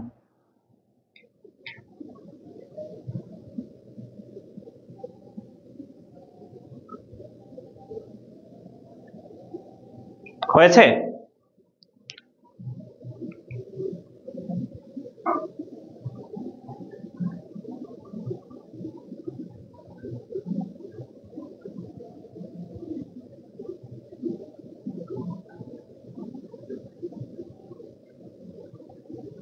ঠিক আছে, এরপর আসো। তাহলে এটা গেল, এটা হচ্ছে আমাদের মাঝারি শিল্প আমরা পড়ছি। এরপর চলে আসি আমরা পরবর্তী স্লাইডে আমরা যাই, সেটা হচ্ছে ক্ষুদ্র শিল্পটা আমরা একটু দেখবো। ঠিক আছে, ক্ষুদ্র শিল্পের মধ্যে সো এখানে ক্ষুদ্র শিল্পের মধ্যে সেম ম্যানুফ্যাকচারের ক্ষেত্রে যদি বলি ক্ষুদ্র শিল্প বলতে ম্যানুফ্যাকচারের ক্ষেত্রে ক্ষুদ্র শিল্প বলতে সেই সব প্রতিষ্ঠানকে বোঝায় যেসব প্রতিষ্ঠানের 75 লক্ষ থেকে 15 কোটি। দেখছো আগেরটা ধাপ, আগে ছিল 15 থেকে 30 50 কোটি, এখন বলতেছে 75 লক্ষ থেকে 15 কোটি। এরপর হচ্ছে 31 থেকে 120 জন শ্রমিক নিয়োজিত থাকে, সেটাকে আমরা বলে থাকি ম্যানুফ্যাকচারের ক্ষেত্রে ক্ষুদ্র শিল্প। আবার আমরা যদি বলি সেবার ক্ষেত্রে ক্ষুদ্র শিল্প কাকে বলে, তাহলে বলবো যেখানে 10 লক্ষ টাকা থেকে 2 কোটি টাকা পর্যন্ত মূলধন স্থায়ী সম্পদের মূল্য, অথবা যেখানে 16 থেকে 50 শ্রমিক কি টাকা নিয়োজিত থাকে, সেটাকে আমরা বলতে পারি সেবা শিল্পের ক্ষেত্রে ক্ষুদ্র শিল্প। এরপর আস্তে আস্তে মাইক্রো শিল্প কাকে বলে। মাইক্রো শিল্প হচ্ছে আমরা বলবো মাইক্রো শিল্প বলতে সেই শিল্পের সঙ্গে বোঝাই যেসব প্রতিষ্ঠানের জমি এবং কারখানা স্থায়ী সম্পদের মূল্য প্রতিস্থাপন ব্যয় সহ 10 লক্ষ টাকা থেকে 75 লক্ষ টাকা, কিংবা যেসব প্রতিষ্ঠানে 16 থেকে 30 জন শ্রমিক কি থাকে নিয়োজিত থাকে, সেটাকে আমরা বলে থাকি মাইক্রো শিল্প। এগুলো একটু মুখস্থ করো দ্রুত সবাই, এইগুলো একটু মুখস্থ করো, এগুলো একটু মুখস্থ করবা।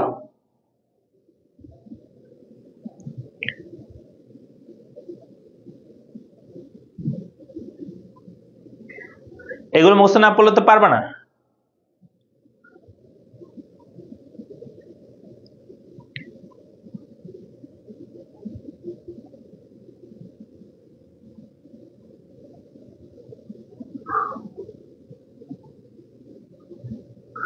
মুখস্থ না করলে তো পারবা না, কেমন? হ্যাঁ পিডিএফ দিব, পিডিএফ দিব। এই এই এই উপরে এই ভিডিওর উপরে হ্যাঁ ডেসক্রিপশনে একটা গ্রুপের লিংক আছে, ঠিক আছে?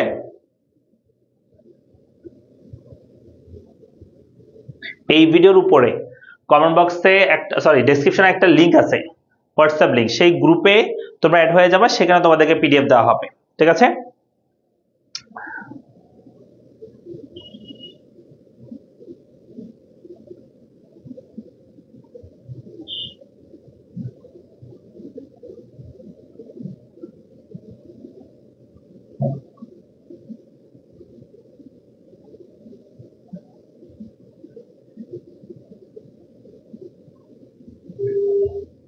মুখস্থ আছে এগুলো? ওকে, তাহলে পরবর্তী স্লাইডে যাচ্ছি আমরা। এরপরে দেখো, এরপর আছে আমাদের কুটির শিল্প কাকে বলে। এটা সবচেয়ে গুরুত্বপূর্ণ, সংজ্ঞার ক্ষেত্রে এটা বেশি আসে পরীক্ষায়, ঠিক আছে? কুটির শিল্প কাকে বলে হবে কি, কুটির শিল্প বলতে পরিবারের সদস্যদের প্রাধান্য বিশিষ্ট সেই সব শিল্প প্রতিষ্ঠানকে বোঝায় যেসব প্রতিষ্ঠান জমি এবং কারখানা ভবন ব্যক্তির কাছ থেকে সম্পদ প্রতিস্থাপন ব্যয় সহ 10 লক্ষ টাকার কম, কিংবা যেসব প্রতিষ্ঠানে পরিবারের সদস্য এবং অন্যান্য সদস্যদের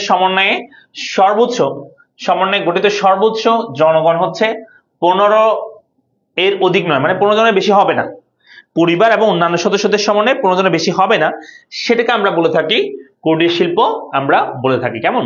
তাহলে কুটির শিল্প বলতে আমরা কি বুঝবো, যেখানে 10 লক্ষ টাকার কম এবং পরিবারের সদস্য বিশিষ্ট 15 জন অধিক হবে না জনসংখ্যা বা শ্রমিক সংখ্যা, সেটাকে আমরা বলতে পারি কুটির শিল্প, ঠিক আছে? এটা তাহলে গেল এটা।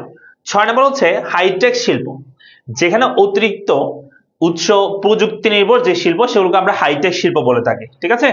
সো এটা একটু মনে রাখবা। যেমন হচ্ছে আমরা বলতে পারি software technology, information technology, IT ইত্যাদি। 7 নম্বর হচ্ছে হস্ত কারুশিল্প, মেধা এবং দক্ষতার সৃজনশীলতা দিয়ে, যেমন আমরা হাতের যে কাজ, হস্ত যে শিল্প, সেই কাজগুলোকে বোঝানো হচ্ছে হস্ত কারুশিল্প। ওকে, এরপর আসতে পারে আমরা পরবর্তীতে, এটা গেল। তারপর হচ্ছে সৃজনশীল শিল্প। হ্যাঁ, সৃজনশীল শিল্প মানে কি? সৃজনশীল শিল্প মানে হচ্ছে যে আমাদের সৃজনশীলতার যেগুলো প্রকাশ পায়, যেমন শৈল্পিক মনন, উদ্ভাবনী মেধা, দক্ষতা, কলা কৌশল অথবা আধুনিক প্রযুক্তি ব্যবহারের মাধ্যমে নান্দনিক সৃজনশীল, যেমন ধরো ফ্যাশন ডিজাইন, ফিল্ম, স্থাপত্য, মিউজিক, পারফর্মিং আর্ট, এগুলো সবগুলো হচ্ছে সৃজনশীল শিল্পের মধ্যে পড়ে। আর সংরক্ষিত শিল্প কোনগুলো? সংরক্ষিত শিল্পের মধ্যে পড়বে তোমার হচ্ছে এই যে পারমাণবিক শক্তি, সিকিউরিটিজ প্রিন্টিং, টাকশাল ইত্যাদি। টাকশাল মানে হচ্ছে টাকা ছাপানো, সিকিউরিটিজ প্রিন্টিং মানে হচ্ছে ওই যে দলিল পত্রগুলো সেগুলো প্রিন্টিং করা, পারমাণবিক যেটা সরকার সংরক্ষণ করে, হ্যাঁ এই ধরনের ইয়াগুলো, সেগুলোকে আমরা পারমাণবিক শক্তি বলি। এগুলো সবগুলো হচ্ছে সংরক্ষিত শিল্প। বোমা বানানো, অস্ত্র বানানো, এগুলো কিন্তু সরকার ছাড়া কেউ করতে পারে না, এগুলো আমরা বলি সংরক্ষিত শিল্প, ঠিক আছে? বুঝতে পারছি? এরপরে এটা গেল। এরপর আস্তে আস্তে আমাদের 10 নাম্বারটা, সেটা হচ্ছে উচ্চ অগ্রাধিকার শিল্প, যেগুলোকে সরকার বেশি অগ্রাধিকার দিচ্ছে, যেমন ধরো ঔষধ শিল্প, পাট শিল্প, পাটজাত শিল্প, এগুলো হচ্ছে উচ্চ অগ্রাধিকার দিচ্ছে সরকার। আর অগ্রাধিকার শিল্প কোনগুলো? সেগুলো হচ্ছে জাহাজ নির্মাণ শিল্প, ক্লিনিক, প্লাস্টিক শিল্প, হ্যাঁ, বৈদেশিক কর্মসংস্থান শিল্প, সিমেন্ট শিল্প, এগুলো হচ্ছে অগ্রাধিকার শিল্প সরকারের পক্ষ থেকে। তো নিয়ন্ত্রিত শিল্প যেগুলো সরকার নিয়ন্ত্রণ করে থাকে। এখানে একটা বিষয়, সেটা হচ্ছে আমরা একটু আগে দেখেছিলাম সংরক্ষিত শিল্প, যেটা সরকার সংরক্ষণ থেকে পারমাণবিক বানানো, অস্ত্র বানানো, সেগুলো টাকা ছাপানো। আর এটা হচ্ছে ওটা ছিল কি সংরক্ষিত, এখন বলতে নিয়ন্ত্রিত, সরকার নিয়ন্ত্রণ করে থাকে কিসের উপর? যেমন আন্ডারগ্রাউন্ড রেল, হ্যাঁ, মনোরেল, অর্থনৈতিক অঞ্চল, ঠিক আছে, যেমন ধরো রেল, এই যে রেল, এটা সরকার কিন্তু নিয়ন্ত্রণ করে থাকে সবকিছু, তাই না? এগুলোকে আমরা বলে থাকি যে নিয়ন্ত্রিত শিল্প। টাকা মানে টাকা ছাপানো, বুঝছি তো? এই যে এগুলো সবগুলো আমাদের 12 প্রকার শেষ। এগুলো 2012 সালে 2016 সালে শিল্প নীতি অনুযায়ী, ঠিক আছে। এখন আমি যদি বলি 2022 সালের শিল্প নীতি অনুযায়ী যদি বলি, 2022 সালের শিল্প নীতি অনুযায়ী যদি বলি, তাহলে সেগুলো কি? সেগুলো হচ্ছে এরকম।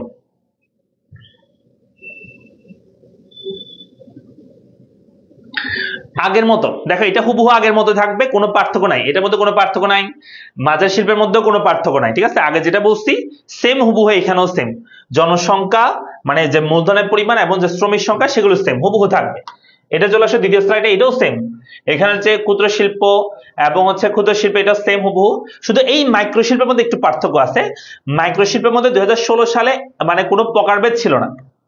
মাইক্রো শিল্পের মধ্যে 2016 সালে কোনো প্রকারভেদ ছিল না, একটাই কি ছিল, মানে প্রকার ছিল। কিন্তু এখানে এসে যেটা হইছে, এখানে দুইটা আলাদা করছে। মাইক্রো শিল্পকে এখানে সেবা শিল্প একটা মাইক্রো শিল্প রাখছে, আর টাকা সেবা শিল্পের ক্ষেত্রে মাইক্রো শিল্পের নামে রাখছে।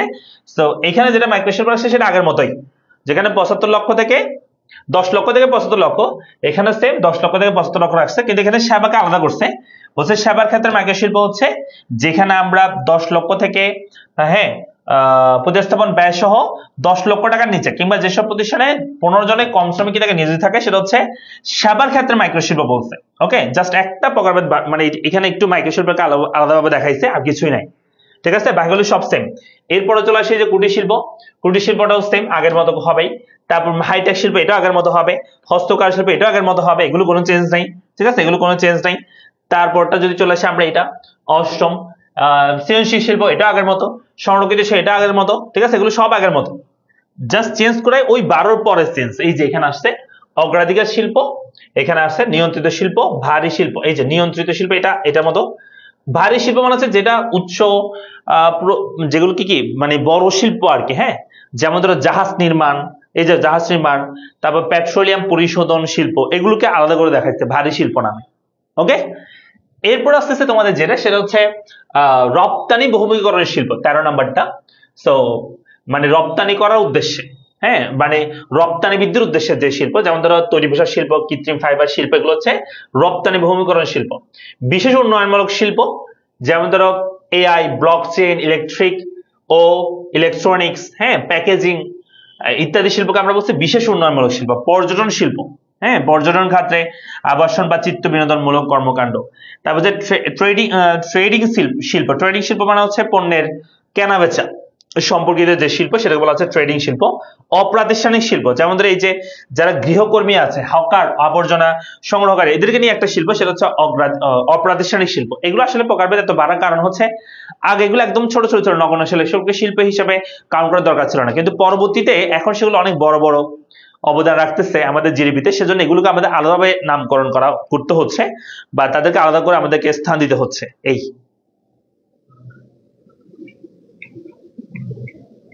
আমরা কি বুঝছি? ওকে, তাহলে এটা গেল। এরপর আসতেছে আমাদের পরবর্তী টপিক। এখানে একটা কথা বলি, এই এক্সাম্পলটা একটু মনে রাখিও, পরীক্ষাটা গুরুত্বপূর্ণ কাজ দিবে। সেটা হচ্ছে কোন একটি মানদণ্ডের ভিত্তিতে একটি কর্মকাণ্ড, আচ্ছা এটাকে তোমাদের একটু সিরিয়াল বলে দিই, মনে রাখবা। প্রথম হচ্ছে বৃহৎ শিল্প, বৃহৎ হচ্ছে সর্বপ্রথম। 2 নম্বর হচ্ছে মাঝারি শিল্প। 3 নম্বর হচ্ছে ক্ষুদ্র শিল্প। এরপর হচ্ছে কুটির শিল্প, সরি কুটির বলতেছি, মাইক্রো শিল্প, মাইক্রো তো লিখে মাইক্রো, এটা মাইক্রো হবে, যে মাইক্রো।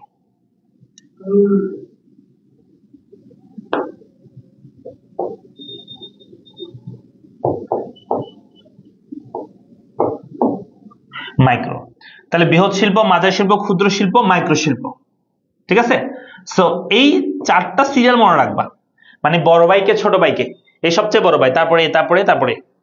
এখন দেখো আমি যদি বলি একটা শিল্প যে শিল্পের মূলধনের সংখ্যা হচ্ছে 35 কোটি, ভালো করে শুনবা, মূলধনের সংখ্যা হচ্ছে 35 কোটি, তাহলে বলো তো এটা কি শিল্প হইতে পারে? স্যার এটা হইতে পারে মাঝারি শিল্প, কারণ মাঝারি শিল্পে আমরা জানি যে 15 থেকে 50 কোটি হইলে সেটা হচ্ছে মাঝারি শিল্প, তাই না? তার মানে একটা কর্মকাণ্ডের ভিত্তিতে এই শিল্পটা মাঝারি শিল্পের অন্তর্ভুক্ত। আবার এই শিল্পের মধ্যে মনে করো কাজ করে থাকে 350 জন শ্রমিক, তা আবার শ্রমগণ শিল্প না, এমনি নর্মাল শিল্প, 350 শ্রমিক কাজ করে থাকে। তাহলে এই মানদণ্ডের ভিত্তিতে কি এটা একটা বৃহৎ শিল্প, কারণ বৃহৎ শিল্পে 300 জন অধিক হলে সেটাকে আমরা বৃহৎ শিল্প বলি। তাহলে একটা মানদণ্ডের ভিত্তিতে যদি একটা শিল্প মাঝারি শিল্প হয়, অপর কর্মকাণ্ডের ভিত্তিতে যদি সেটা বৃহৎ শিল্প অন্তর্ভুক্ত হয়, তাহলে সেটাকে আমরা বৃহৎ শিল্প বলবো, মানে বড় ভাই পাবে। মেজো ভাই এই দুইটার মধ্যে যদি কম্পেয়ার করি, দুইটার মধ্যে যদি আমাদের একটা মানদণ্ডের ভিত্তিতে যদি মাঝারি শিল্প হয়, আরেকটা মানদণ্ডের ভিত্তিতে যদি সেটা বৃহৎ শিল্প হয়, তাহলে সেটাকে আমরা বৃহৎ শিল্প বলবো।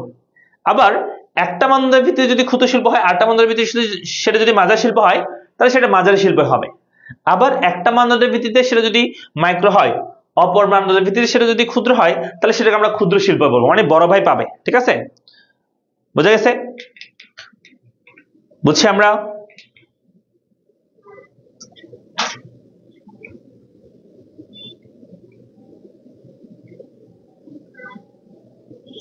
আমরা কি বুঝছি? পারবো?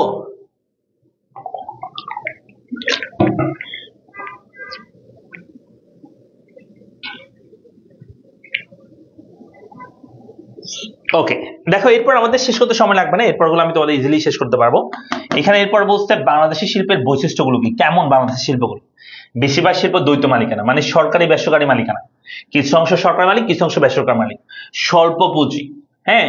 তারপর হচ্ছে মূলধনী শিল্পে বৃহদায়তন শিল্পের প্রসার আস্তে আস্তে হচ্ছে, এটা এটা দুইবার পড়ে গেছে। এটা মূলধনী শিল্পগুলো আস্তে আস্তে প্রসার হচ্ছে, বৃহদায়তন শিল্পের প্রসার, ক্ষুদ্র শিল্পের গুরুত্ব মানে ক্ষুদ্র শিল্পের গুরুত্ব হ্রাস পাচ্ছে, মাঝারি শিল্পের বিকাশ হচ্ছে, রাষ্ট্রায়ত্ত খাতের ব্যর্থতা, বেসরকারি খাতের কি পাচ্ছে, প্রাধান্য পাচ্ছে, বেসরকারি খাতগুলো আস্তে আস্তে লাভের শিকার হচ্ছে, সরকারি খাতগুলো ক্ষতির শিকার হয়, কারণ সরকারি খাতগুলোতে জবাবদিহিতা থাকে না, হ্যাঁ, আমরা তাদের জড়িত থাকে সে কারণে। তারপর হচ্ছে প্রত্যক্ষ বৈদেশিক বিনিয়োগ, ঠিক আছে, এগুলো সবগুলো কারণে হচ্ছে আমরা বলতে পারি যে বাংলাদেশের শিল্প কাঠামোগুলো এরকম।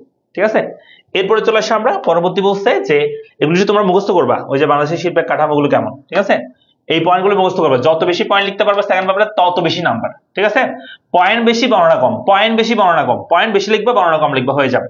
একটা স্টুডেন্ট মনে করো 2 পেজ লিখছে, গ নাম্বার প্রশ্ন মনে করো 2 পেজ লিখছে, হ্যাঁ, সে পয়েন্ট লিখছে মনে করো একটা দুইটা তিনটা চারটা পয়েন্ট লিখছে, একটা পয়েন্ট সে আধা পেজ সে বর্ণনা করছে, তাকে নাম্বার বেশি দিবে? নাকি 2 পেজ লিখছে, সে 12টা পয়েন্ট লিখছে, কিন্তু একটা পয়েন্ট সে এক লাইনে লিখছে, মানে 2 পেজে মিলে সে 12টা পয়েন্ট লিখছে, এক লাইনে ব্যাখ্যা লিখছে, কিন্তু কি তোমার হচ্ছে 2 পেজ লিখছে, তাকে বেশি নাম্বার দিবে। অবশ্যই যে পয়েন্ট বেশি দিচ্ছে তাকে নাম্বার বেশি দিবে টিচার। ঠিক আছে, সো পয়েন্ট বেশি দেওয়ার চেষ্টা করবে। তাহলে বাংলাদেশের অর্থনীতিতে ক্ষুদ্র কুটির শিল্পের গুরুত্বগুলো এখানে আছে। আসলে একটা শিল্পের গুরুত্ব তুমি যদি বুঝতে পারো, তুমি যদি লিখতে পারো বা মনে রাখতে পারো, অন্য শিল্পের গুরুত্বগুলো সেম। যেমন আমি যদি বলি এখানে ক্ষুদ্র কুটির শিল্পের গুরুত্বের মধ্যে আছে জনসংখ্যা বৃদ্ধি, কর্মসংস্থান বৃদ্ধি। তাহলে কর্মসংস্থান বৃদ্ধি পেলে, হ্যাঁ, তাহলে কর্মসংস্থান কিন্তু সব শিল্পের ক্ষেত্রে বৃদ্ধি পাবে। আমি সব শিল্পের গুরুত্ব পদ্ধতি ইউজ করতে পারি। কৃষিতে জনসংখ্যার চাপ হ্রাস, তারপর বিনিয়োগ সুবিধা, স্থির কর্মসংস্থান বৃদ্ধি, জীবনযাত্রার মান, এগুলো সবগুলো কিন্তু প্রত্যেকটা শিল্পে আমরা ইউজ করতে পারি। মুদ্রাস্ফীতি নিয়ন্ত্রণ, বৈদেশিক মুদ্রা সাশ্রয়, কাঁচামাল উপযোগিতা শেষ, গ্রামীণ শিল্পের বিকাশ, পরিবেশ বান্ধব, তারপর হচ্ছে এটা একটু খেয়াল করো সবাই, উপজাত দ্রব্যের ব্যবহার। উপজাত দ্রব্যের ব্যবহার মানে কি জানো? যে মনে করো পোশাক শিল্প বাংলাদেশ ভালো করতেছে, তাহলে এটার উপজাত দ্রব্য কি? বক্রম, বোতাম, এগুলো হচ্ছে উপজাত দ্রব্য। তো একটা পোশাক শিল্পে যদি আমরা উন্নয়ন করি, বক্রম বোতাম সেগুলোতে আমরা উন্নয়ন করব, এটা বোঝা যাচ্ছে উপজাত দ্রব্যের ব্যবহার বৃদ্ধি পাবে, অধিক স্থায়িত্বতা বৃদ্ধি পাবে, বৈদেশিক মুদ্রা শেষ। ঠিক আছে, দ্রুত অর্থনৈতিক উন্নয়ন। এগুলো আমরা যদি একটু কষ্ট করে মুখস্থ করতে পারি একটা শিল্পের গুলো, অন্য শিল্পগুলো তুমি ইজিলি মনে রাখতে পারবা, কারণ এখান থেকে তুমি অনেক কিছু লিখতে পারবা তোমার মাথায় যদি স্টক থাকে। কথা কি বুঝছি? হ্যাঁ, আমাদের বিরতি দিবা, আমরা একটু ওয়েট করো, জাস্ট একটু ওয়েট করো।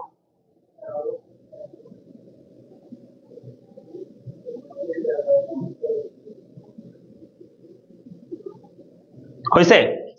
তাহলে আমরা পয়েন্ট বেশি লেখার চেষ্টা করব, মানে বর্ণনা কম দেওয়ার চেষ্টা করবো, এটা সবসময় মাথায় রাখবা। এরপর চলে আসে আমাদের বাংলাদেশের কুটির শিল্পের সমস্যাগুলো কি। তাহলে সেম, আমি আবার বলতেছি, একটা শিল্পের সমস্যা মুখস্থ করতে পারলে অপশিল্পের সমস্যাগুলো তোমার জন্য সহজ হয়ে যাবে। তো একটা মুখস্থ করো ভালো করে। এবার মূলধনের স্বল্পতা, ঋণের অভাব, প্রাচীন উৎপাদন পদ্ধতি, কাঁচামালের অভাব, শ্রমিকের অশিক্ষা, কারিগরি জ্ঞানের অভাব, স্বল্প মজুরি, পরিবহন, যোগাযোগ সমস্যা, সীমাবদ্ধ বাজার, মূলধনের স্বল্পতা, এগুলো সব তো সেম না? এটা দুইবার আসছে। এগুলো সব তো আমরা প্রত্যেকটা শিল্পে ইউজ করতে পারি। আমি প্রত্যেকটা শিল্পে বলতে পারি বাজারে কি পর্যাপ্ত শক্তি সম্পদ, নির্মাণের পণ্যদ্রব্য, সব শিল্পে ইউজ করা যাবে সমস্যাগুলো, তাই না? এগুলো একটু কষ্ট করে করতে হবে, মুখস্থ করে ফেলতে হবে। মনে থাকবে? পারবো? পারবে গেলো? আর সমস্যার সমাধান কি তোমরা সবাই জানো, তোমরা সবাই একদম কি হইছো, তোমরা বড় হইছো। তো তোমাকে যদি বলি এই সমস্যা তুমি সমাধান করো, আমি তোমাকে বলছি যে সমবায় মনোভাবের অভাব, এই সমস্যাটা সমাধান করো তুমি বাংলাদেশে। তাহলে আমরা বলবো কি সমবায়ের সমাধান, সমবায় আমাদের মনোভাব সৃষ্টি করতে হবে, আমরা সমবায়ের মাধ্যমে আমাদের উৎপাদন আমরা বৃদ্ধি করতে পারি। এখানে বলছে শ্রমিকের অশিক্ষা, তাহলে আমরা বলবো শ্রমিকদের শিক্ষিত প্রশিক্ষণ দিতে হবে। এইভাবে বললে এগুলো সমস্যার সমাধান হয়ে যাবে। এরপর হচ্ছে রপ্তানিমুখী শিল্প, বাংলাদেশ কি কি পণ্য রপ্তানি করে থাকে, এই ধরনের শিল্পগুলোকে আমরা বলি রপ্তানিমুখী শিল্প।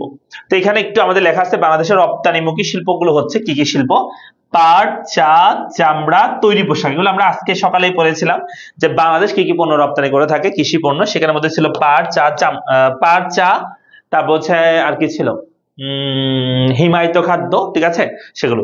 তাহলে পাট, চা, চামড়া, তৈরি পোশাক, এগুলো হচ্ছে বাংলাদেশের রপ্তানি পোশাক আর কি, হ্যাঁ, রপ্তানি করে থাকে। তো এখানে রপ্তানিমুখী শিল্প কাকে বলে? এখানে বলছে সম্পূর্ণরূপে বিদেশের বাজার রপ্তানির উদ্দেশ্যে যে দেশে যে শিল্প প্রতিষ্ঠান গড়ে ওঠে তাকে আমরা রপ্তানিমুখী শিল্প, হ্যাঁ, শিল্পায়নকে রপ্তানিমুখী শিল্প বলে। রপ্তানিমুখী শিল্পের গুরুত্বগুলো কি? গুরুত্ব হচ্ছে উৎপাদনের বিশ্বায়ন হবে, আমরা বিশ্বায়ন হতে পারবো, মানে আমরা বিশ্বমানের পণ্য উৎপাদন করতে পারবো, কর্মসংস্থান বৃদ্ধি, বৈদেশিক শিল্পের প্রসার, সম্পদের সর্বোচ্চ ব্যবহার, দক্ষতা বৃদ্ধি, বৈদেশিক মুদ্রা অর্জন, তারপর হচ্ছে কৃষক বান্ধব পরিবেশ, কৃষকদের নিয়ে পরিবেশ আর কি, কৃষির আধিকারিক উৎপাদনের মূলধনী দ্রব্যের আমদানি, বৈদেশিক ঋণের পরিশোধ, মাথাপিছু আয়, জীবনযাত্রার মান, এগুলো হচ্ছে আমাদের দেশের মর্যাদা বৃদ্ধি পাবে। এগুলো সবগুলো হচ্ছে রপ্তানিমুখী শিল্পের কি আমাদের গুরুত্বগুলো এখানে বলছে, হ্যাঁ। তো এগুলো একটু আমাদেরকে মুখস্থ রাখতে হবে, মনে থাকবে। এরপর আসো পাট শিল্প, ওই যে একটা করে শিল্প নিয়ে এখন আমরা আলোচনা করবো পাট শিল্প সম্পর্কে। এই অবস্থায় বাংলাদেশে প্রতি বছর 70 থেকে 90 লক্ষ বেল পাট উৎপাদন হয়। ওকে, পাটজাত দ্রব্য রপ্তানি করে বিদেশে আমরা প্রায় মানে বৈদেশিক যে ইনকাম হয় তার 3 ভাগ হচ্ছে পাট জাতীয় দ্রব্য রপ্তানি করে হয়। আর 83% রপ্তানি আমরা পাই হচ্ছে আমাদের যে তৈরি পোশাক, সেই তৈরি পোশাক রপ্তানি করে। আর বস্ত্র জাতীয় মানে তৈরি পোশাক সহ আরো অন্যান্য যে বস্ত্র আছে সব মিলে হচ্ছে প্রায় 84% হচ্ছে আমাদের বৈদেশিক মুদ্রা এসে থাকে বস্ত্র শিল্প থেকে। আর তৈরি পোশাক থেকে স্পেশালি 83% আমরা ইনকাম করে থাকি। আর সেখানে পাট শিল্প হচ্ছে 3 ভাগ আমরা অর্জন করে থাকি। কৃষিখাতে নিয়োজিত শ্রমশক্তির প্রায় 48 ভাগে হচ্ছে পাট শিল্পে কাজ করে। ওই যে আমরা আজকে সকালে বলছিলাম যে বাংলাদেশের যে পরিমাণ মানুষ কর্মক্ষম আছে তার মধ্যে কিন্তু কৃষি কাজ করে থাকে 40.6% মানুষ, হ্যাঁ, মানে 100 জন মানুষ যদি বাংলাদেশে কাজ করে খায় তার মধ্যে হচ্ছে 40 জন কৃষি কাজ করে। আবার ওই 40 জনের মধ্যে আবার 48 জন, সরি 40 জন বলতেছি, ওই 40 জনের মধ্যে আবার 48% কি করে, পাট জাতীয় দ্রব্যের সাথে, পাট উৎপাদনের সাথে জড়িত। অর্থাৎ আমি যদি টোটাল 100 জনের মধ্যে বলি তাহলে এই 40 জনের মধ্যে প্রায় 20 জনের মতো, 48% মানে অর্ধেক না, এই 40-এর অর্ধেক প্রায় 20 জনের মতো হচ্ছে পাট শিল্পের সাথে জড়িত, হ্যাঁ, বাংলাদেশের যে শ্রমশক্তি আছে তার, বোঝা গেছে? সো এগুলো সবগুলো হচ্ছে পাট শিল্প নিয়ে কথা বলছিলাম। ওকে, তারপর এখানে পাট শিল্পের গুরুত্বগুলো বলতে কেন এটা আমাদের গুরুত্বপূর্ণ: কর্মসংস্থান বৃদ্ধি, বৈদেশিক মুদ্রা অর্জন করতে পারে, রাজস্ব, কাঁচামাল, দূষণমুক্ত পরিবেশ। আমাদের পলিথিন কিন্তু আমাদের স্বাস্থ্যের ইয়ার জন্য ভালো না, পরিবেশের জন্য ভালো না, সেগুলো আমরা একটা ভালো কি পাবো, যে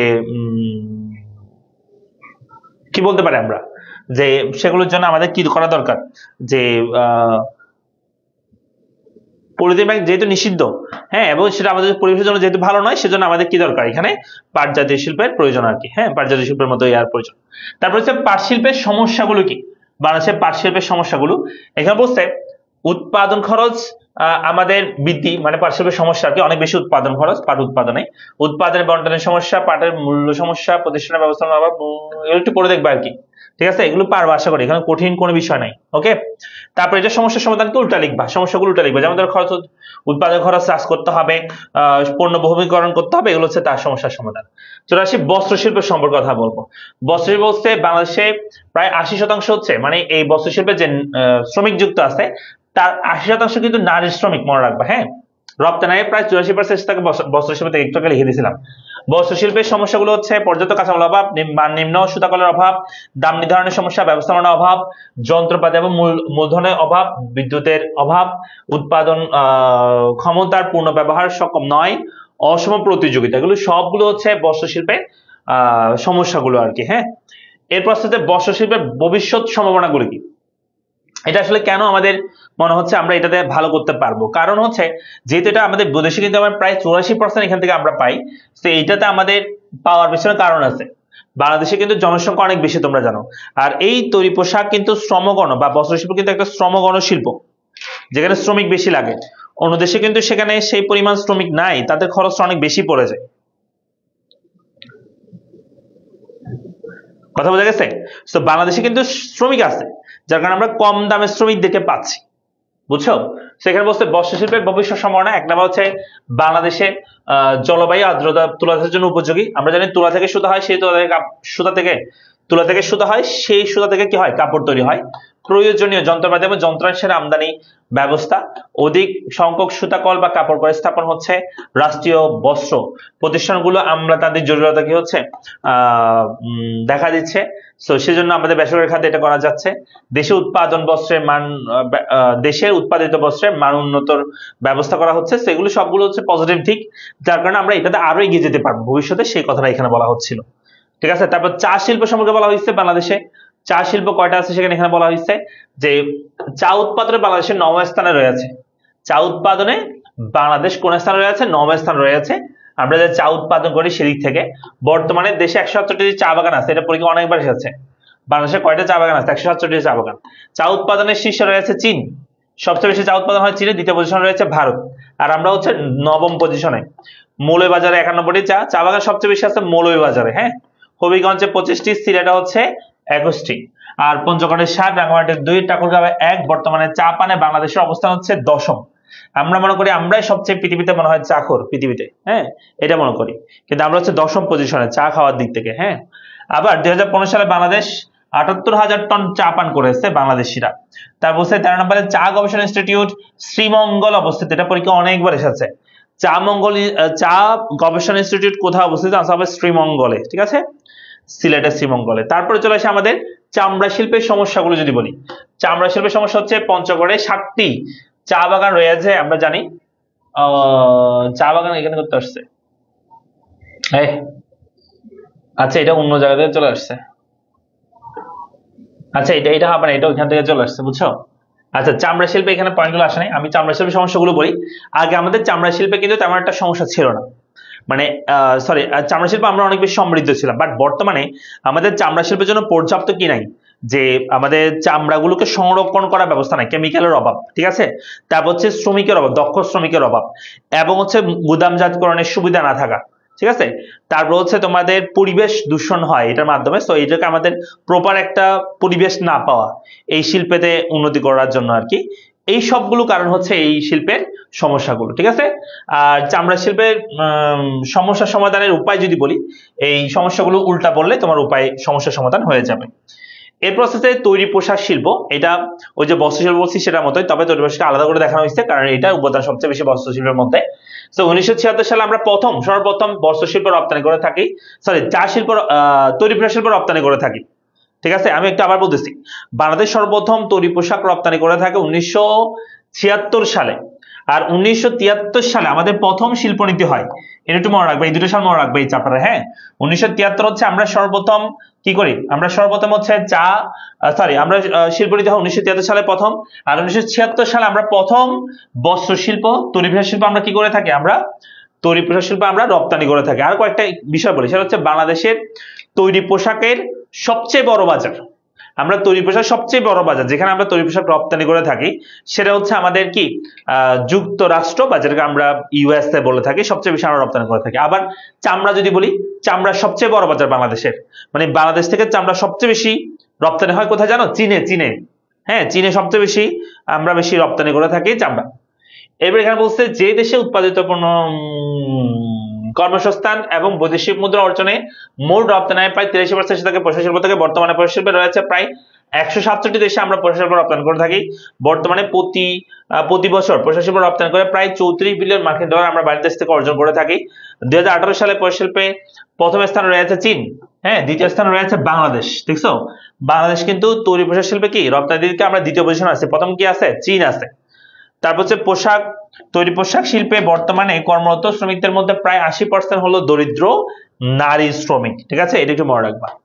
এরপর আস্তে আস্তে আমাদের পোশাক শিল্পের সমস্যাগুলো সম্পর্কে এখানে বলছে। কাঁচামালের অভাব, দক্ষতার অভাব, শ্রমিকের অন্যান্য দেশের বস্ত্র শিল্পের উন্নয়ন হচ্ছে, কারিগরি দক্ষতার অভাব, বিদ্যুতের সরবরাহের অভাব, এই যে ইলেকট্রিসিটি আছে যা আমরা ঠিক মতো ক্লাস নিতে পারি না। ঠিক আছে, এই এক প্রবলেম।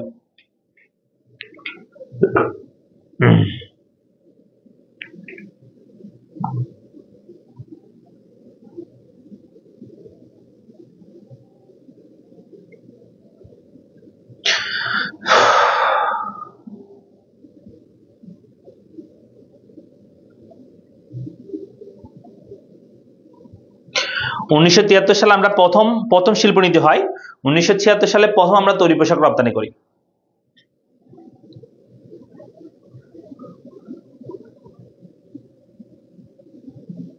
বুঝছি আমরা? তৈরি পোশাক রপ্তানির সবচেয়ে বড় বাজার ইউকে হবে না, এটা হচ্ছে ইউএসএ হবে। হ্যাঁ, অর্থাৎ যুক্তরাজ্য না, যুক্তরাষ্ট্র হবে। কেমন? আচ্ছা, তাহলে গেল এটা। এরপর আসতেছে আমাদের, তাহলে এই সমস্যাগুলো মনে রাখবা। এরপর আসলে পোশাক শিল্পের সম্ভাবনা কি? আমরা কেন পোশাক শিল্পে এগিয়ে যেতে পারবো? কারণ আমাদের পর্যাপ্ত শ্রমিকের যোগান আছে, নারী শ্রমিক আছে পর্যাপ্ত পরিমাণে, তারপর হচ্ছে মজুরি স্বল্প মূলধনের শিল্পের স্থাপন আমরা করতে পারি, অধিক বিনিয়োগ প্রবণতা আছে, উদার শিল্পনীতি, তারপর হচ্ছে কর্মপরিবেশ ভালো, পররাষ্ট্র নীতি ভালো, তারপর হচ্ছে ঋণের সহজলভ্যতা, এই খাতে উন্নয়নে গৃহীত পদক্ষেপ নেওয়া হচ্ছে। তো এই সবগুলো কারণে আমরা বলতে পারি আমরা পোশাক শিল্পে আমরা ফিউচারে এগিয়ে যেতে পারি বা এটা সম্ভাবনা রয়েছে। তারপরে হচ্ছে আমদানি বিকল্প শিল্প, অর্থাৎ আমরা বাইরের দেশ থেকে কোনো পণ্য আমদানি না করে সেগুলো যদি দেশে উৎপাদন করি সেটাকে বলা হবে আমদানি বিকল্প শিল্প।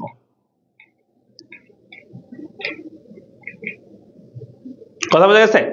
তাহলে আমরা কি বলতেছি বলতো, যে আমদানি বিকল্প শিল্প মানে হচ্ছে আমরা বাইরের দেশ থেকে পণ্য আমদানি না করে, যেমন বাইরের দেশ থেকে আমরা একটা মোবাইল আমদানি করতেছি বা একটা গাড়ি আমদানি করতেছি, সেটা না করে আমরা দেশে উৎপাদন করবো, সেটা বলা হয় আমদানি বিকল্প শিল্প। তাহলে আমদানি বিকল্প শিল্প বলতে অন্য দেশ হতে পণ্য বা দ্রব্য আমদানি না করে উক্ত দেশের অভ্যন্তরে উৎপাদনের উদ্দেশ্যে যে শিল্প স্থাপন করা হয় তাকে আমদানি বিকল্প শিল্প বলে। আমদানি বিকল্প শিল্পের গুরুত্ব হচ্ছে আমাদের কর্মসংস্থান বাড়বে, দেশীয় শিল্পের সংরক্ষণ হবে, অভ্যন্তরের বাজার প্রসার হবে, বৈদেশিক বাণিজ্যের ঘাটতি হ্রাস পাবে। বৈদেশিক বাণিজ্যের ঘাটতি হ্রাস মানে কি?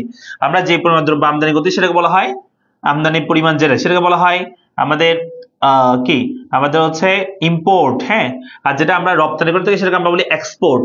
এক্সপোর্ট থেকে ইম্পোর্ট বাদ দিলে যেটা থাকে সেটা হচ্ছে আমাদের নিট রপ্তানি বলা হয়, এটাকে এনএম বলা হয়, নিট রপ্তানি। নিট রপ্তানি মানে হচ্ছে এক্সপোর্ট থেকে ইম্পোর্ট বাদ দিলে যেটা হয় সেটা।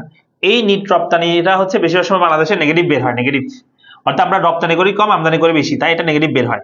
ঠিক আছে, সেটাকে বলা হয় বাণিজ্য ঘাটতি, অর্থাৎ এটা যদি নেগেটিভ বের হয় আর কি। ঠিক আছে, তো তারপর হচ্ছে বৈদেশিক মুদ্রায় সাশ্রয় হবে, আমরা বেশি পরিমাণে মুদ্রাকে তো সাশ্রয় করতে পারবো যদি আমরা আমদানি না করি।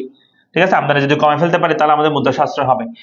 শিল্পায়ন আত্মনির্ভরশীলতা সৃষ্টি হবে, দ্রুত প্রবৃদ্ধি অর্জন করতে পারবো আমরা। ঠিক আছে, এই সবগুলো হচ্ছে বাংলাদেশে আমদানি বিকল্প শিল্পের গুরুত্ব। আর এটা সমস্যাগুলো যদি বলি, কৌশল নির্ধারণের সমস্যা, অপ্রয়োজনীয় নেশজাতীয় পণ্য কিন্তু আমরা আমদানি করতে পারি না, কারণ বাংলাদেশে নেশজাতীয় পণ্য উৎপাদনে কোনো কি নাই, আইনগত কোনো কি নাই, বৈধতা নাই। কর্মসংস্থানের সুযোগ সীমিত হয়, ভোক্তা ক্ষতিগ্রস্ত হয়, বিশ্বায়ন প্রেক্ষিত অবস্থা, এটা অনেক সময় অবাস্তব ধারণা। যেমন আমি যদি বলি যে বাংলাদেশ গাড়ি তৈরি করবে, হ্যাঁ, এটা আমাদের দেশের জন্য অনেক বেশি কি অবাস্তব একটা ধারণা হয়ে যাবে, কারণ আমাদের দেশে মানুষের মানে এই তো এত উন্নত হয় নাই, বুঝছো, এটা হইতে সময় লাগবে। তারপরে আমদানি বিকল্প শিল্পের সমস্যা সমাধানের উপায়গুলো কি, এটা উল্টা বলবো তাহলে হয়ে যাবে। এরপর স্বাধীনতার পর বর্তমান সময় পর্যন্ত বাংলাদেশে 9টি শিল্পনীতি প্রণীত হয়েছে। স্বাধীনতার বাংলাদেশের প্রথম শিল্পনীতি হয় 1973 সালে, এই যে একটু আগে বলছি সেটা পরীক্ষা আসে অনেকবার এসেছে। দ্বিতীয় শিল্পনীতি হয়েছে 1982 সালে, এটা মনে রাখবা। এরপর আস্তে আমি শিল্পনীতিগুলো এখানে একদম ছকারে দেওয়া আছে। শিল্পনীতি প্রথম হয়েছে 73 এবং লাস্ট হয়েছে শিল্পনীতি 9, সেটা হচ্ছে 2022 আর 2008, এটা আমরা একটু আগে দেখেছি পড়েছি দুইটা। তারপর ষষ্ঠ পঞ্চবার্ষিকী, হ্যাঁ, ষষ্ঠ পঞ্চবার্ষিকী মানে হচ্ছে 5 বছর মিলে সরকার একটা কি করে বাজেট, মানে একটা তোমার পদক্ষেপ নেয়, মানে একটা লক্ষ্যমাত্রা নেয় যে এতটুকু পরিমাণ তারা উৎপাদন করবে, এই খাতে এত উন্নয়ন করবে, প্রবৃদ্ধি করবে, সেগুলোকে আমরা পঞ্চবার্ষিকী বলি। হ্যাঁ, যেটা ষষ্ঠ পঞ্চবার্ষিকী হয় 11 থেকে 15 সাল, তো যার সালটা মনে রাখবা আর নামটা মনে রাখবা, ষষ্ঠ পঞ্চবার্ষিকী। আর সপ্তম পঞ্চবার্ষিকী হয় 16 থেকে 20। সরকারি বেসরকারি অংশীদারিত্ব, এটা লাস্ট টপিক এই চ্যাপ্টারে, সেটা হচ্ছে সরকারি বেসরকারি অংশীদারিত্ব, যেটাকে আমরা বলি পাবলিক প্রাইভেট পার্টনারশিপ, এটাকে আমরা পিপিপি, এটা হচ্ছে পিপিপি হবে। ঠিক আছে, সো পিপিপি মানে হচ্ছে পাবলিক প্রাইভেট পার্টনারশিপ, ঠিক আছে, যেটাকে আমরা বলি যে বাংলাদেশে যেটা হচ্ছে যে আগে যেটা করছিল এটা মনে হয় 1973 সালে বাংলাদেশের সব শিল্পকে রাষ্ট্রীয়ত্ব খাতে নিয়ে গেছিল কে? বঙ্গবন্ধু, ঠিক আছে। তো বঙ্গবন্ধু শেখ মুজিবুর রহমান বঙ্গবন্ধু কি করছে যে বাংলাদেশের যে শিল্পগুলো ছিল সবগুলো রাষ্ট্রীয়ত্ব খাতে নিয়ে গেছে, যাওয়ার পরে প্রচুর পরিমাণ লস খাইছে। লস খাওয়ার পর 1982 সালে আবার ওই প্রতিষ্ঠানগুলোকে, হ্যাঁ এই দেখো 1973 করছে, 1982 আবার শিল্প নীতি ঘোষণা করছে, সেখানে ওই শিল্প মানে প্রতিষ্ঠানগুলোকে আবার বেসরকারি খাতে কি দিচ্ছে, আবার ছেড়ে দিয়েছে। তো এটা ছেড়ে দিচ্ছে কারণ কি? কারণ যখন সরকারি খাতে নিয়ে গেছিল, এখনো যেগুলো সরকারি প্রতিষ্ঠান আছে যেগুলো ফুল সরকারি, সেগুলো কিন্তু প্রচুর পরিমাণে লসের শিকার। কারণ এখানে কোনো জবাবদিহিতা থাকে না, চাকরি করতেছে তো করতেছেই, হ্যাঁ সরকারি চাকরি, লস হলে তো কোনো কাউকে জবাবদিহি করতে হচ্ছে না, বেতন পেয়ে যাচ্ছে। সেজন্য ওই যারা আমলা থাকে, যারা চাকরি করে, তারা কিন্তু কোনো কি করে না, তাদের কোনো জবাবদিহিতা না থাকার কারণে ওই প্রতিষ্ঠানগুলো লসের শিকার হয় বছরকে বছর। হ্যাঁ যেমন ধরো বাংলাদেশ রেল বলতে পারো, প্রতি বছর লসের শিকার হয়। কেন? কারণ এখানে কোনো জবাবদিহিতা থাকে না, তার লস হলে তাদের কোনো বেতনের কোনো উপর প্রভাব পড়ে না। কিন্তু বেসরকারি প্রতিষ্ঠান হলে দেখা যায় যে প্রতিষ্ঠান লস হলে কিন্তু ওই কর্মচারীর উপর সেটা জবাবদিহিতা থাকে, এবং প্রতিষ্ঠান বন্ধ হয়ে গেলে তার চাকরি চলে যাবে। সেজন্য সবাই একটু মনোযোগ দিয়ে কাজ করে। তো সেজন্য সরকার এখানে একটা ফন্দি খাটছে, সরকার এখানে একটা ফন্দি আসছে, সেটা হচ্ছে সরকার এখানে যেটা করছে পাবলিক প্রাইভেট পার্টনারশিপ করছে, অর্থাৎ মালিকের কিছু অংশ মানুষ থেকে মূলধন নিয়ে করছে আর কিছু অংশ সরকার দিচ্ছে। হ্যাঁ এটাতে দেখা গেল যারা নিজেরা ইনভেস্ট করছে, পাবলিক যারা মানে সাধারণ মানুষ যারা ইনভেস্ট করছে, তারা তো চাইবে তাদের প্রতিষ্ঠান উন্নতি করুক, হ্যাঁ তারা তো আর রিস্ক নেবে না। তো তারা এখানে কর্মচারীদেরকে প্রেশারাইজ করে এবং সবকিছুকে ঠিক মতো পরিচালনা করার জন্য কি করে, প্রেশারাইজ করে, যার কারণে তারা উন্নতির শিকার হচ্ছে বা তারা ভালো করতেছে আর কি এই প্রতিষ্ঠানগুলো, যেগুলোকে আমরা বলি পিপিপি বা পাবলিক প্রাইভেট পার্টনারশিপ। ঠিক আছে, এই আমরা কি বুঝছি? ষষ্ঠ পঞ্চবার্ষিকী মানে হচ্ছে ষষ্ঠবারের মতো যে পঞ্চবার্ষিকী নেওয়া হয়েছিল, যে টার্গেট নেওয়া হয়েছিল, সেটা বলা হচ্ছে।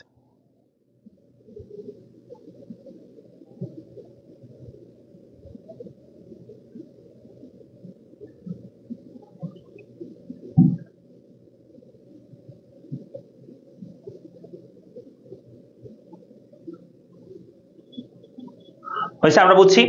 তাহলে এটা গেলে আমাদের হচ্ছে সেকেন্ড পেপারের চ্যাপ্টার 3, হ্যাঁ চ্যাপ্টার 3 শেষ। এরপর হচ্ছে চ্যাপ্টার 4। ঠিক আছে, আমরা চ্যাপ্টার 4টা একটু বিরতি নিব এবং তোমরা নামাজ পড়ে নাও, কিছু খাওয়া দাওয়া করে নাও। আমরা 9টা থেকে শুরু করব সেই ক্লাসটা, ঠিক আছে? আমরা 9টা থেকে ক্লাস শুরু করতেছি আবার, হ্যাঁ রাত 9টা থেকে শুরু হবে। 9টায় আমরা ক্লাসটা আবার শুরু করব। সো তোমরা একটু রেস্ট করো, আমরা 9টা থেকে আবার ক্লাস শুরু করব, ঠিক আছে? 9টা থেকে আমরা চ্যাপ্টার 4 আলোচনা করব। ওকে, এইটুকু পর্যন্ত। Thank you. 9টায় আবার জয়েন করবা সবাই, 9টায়।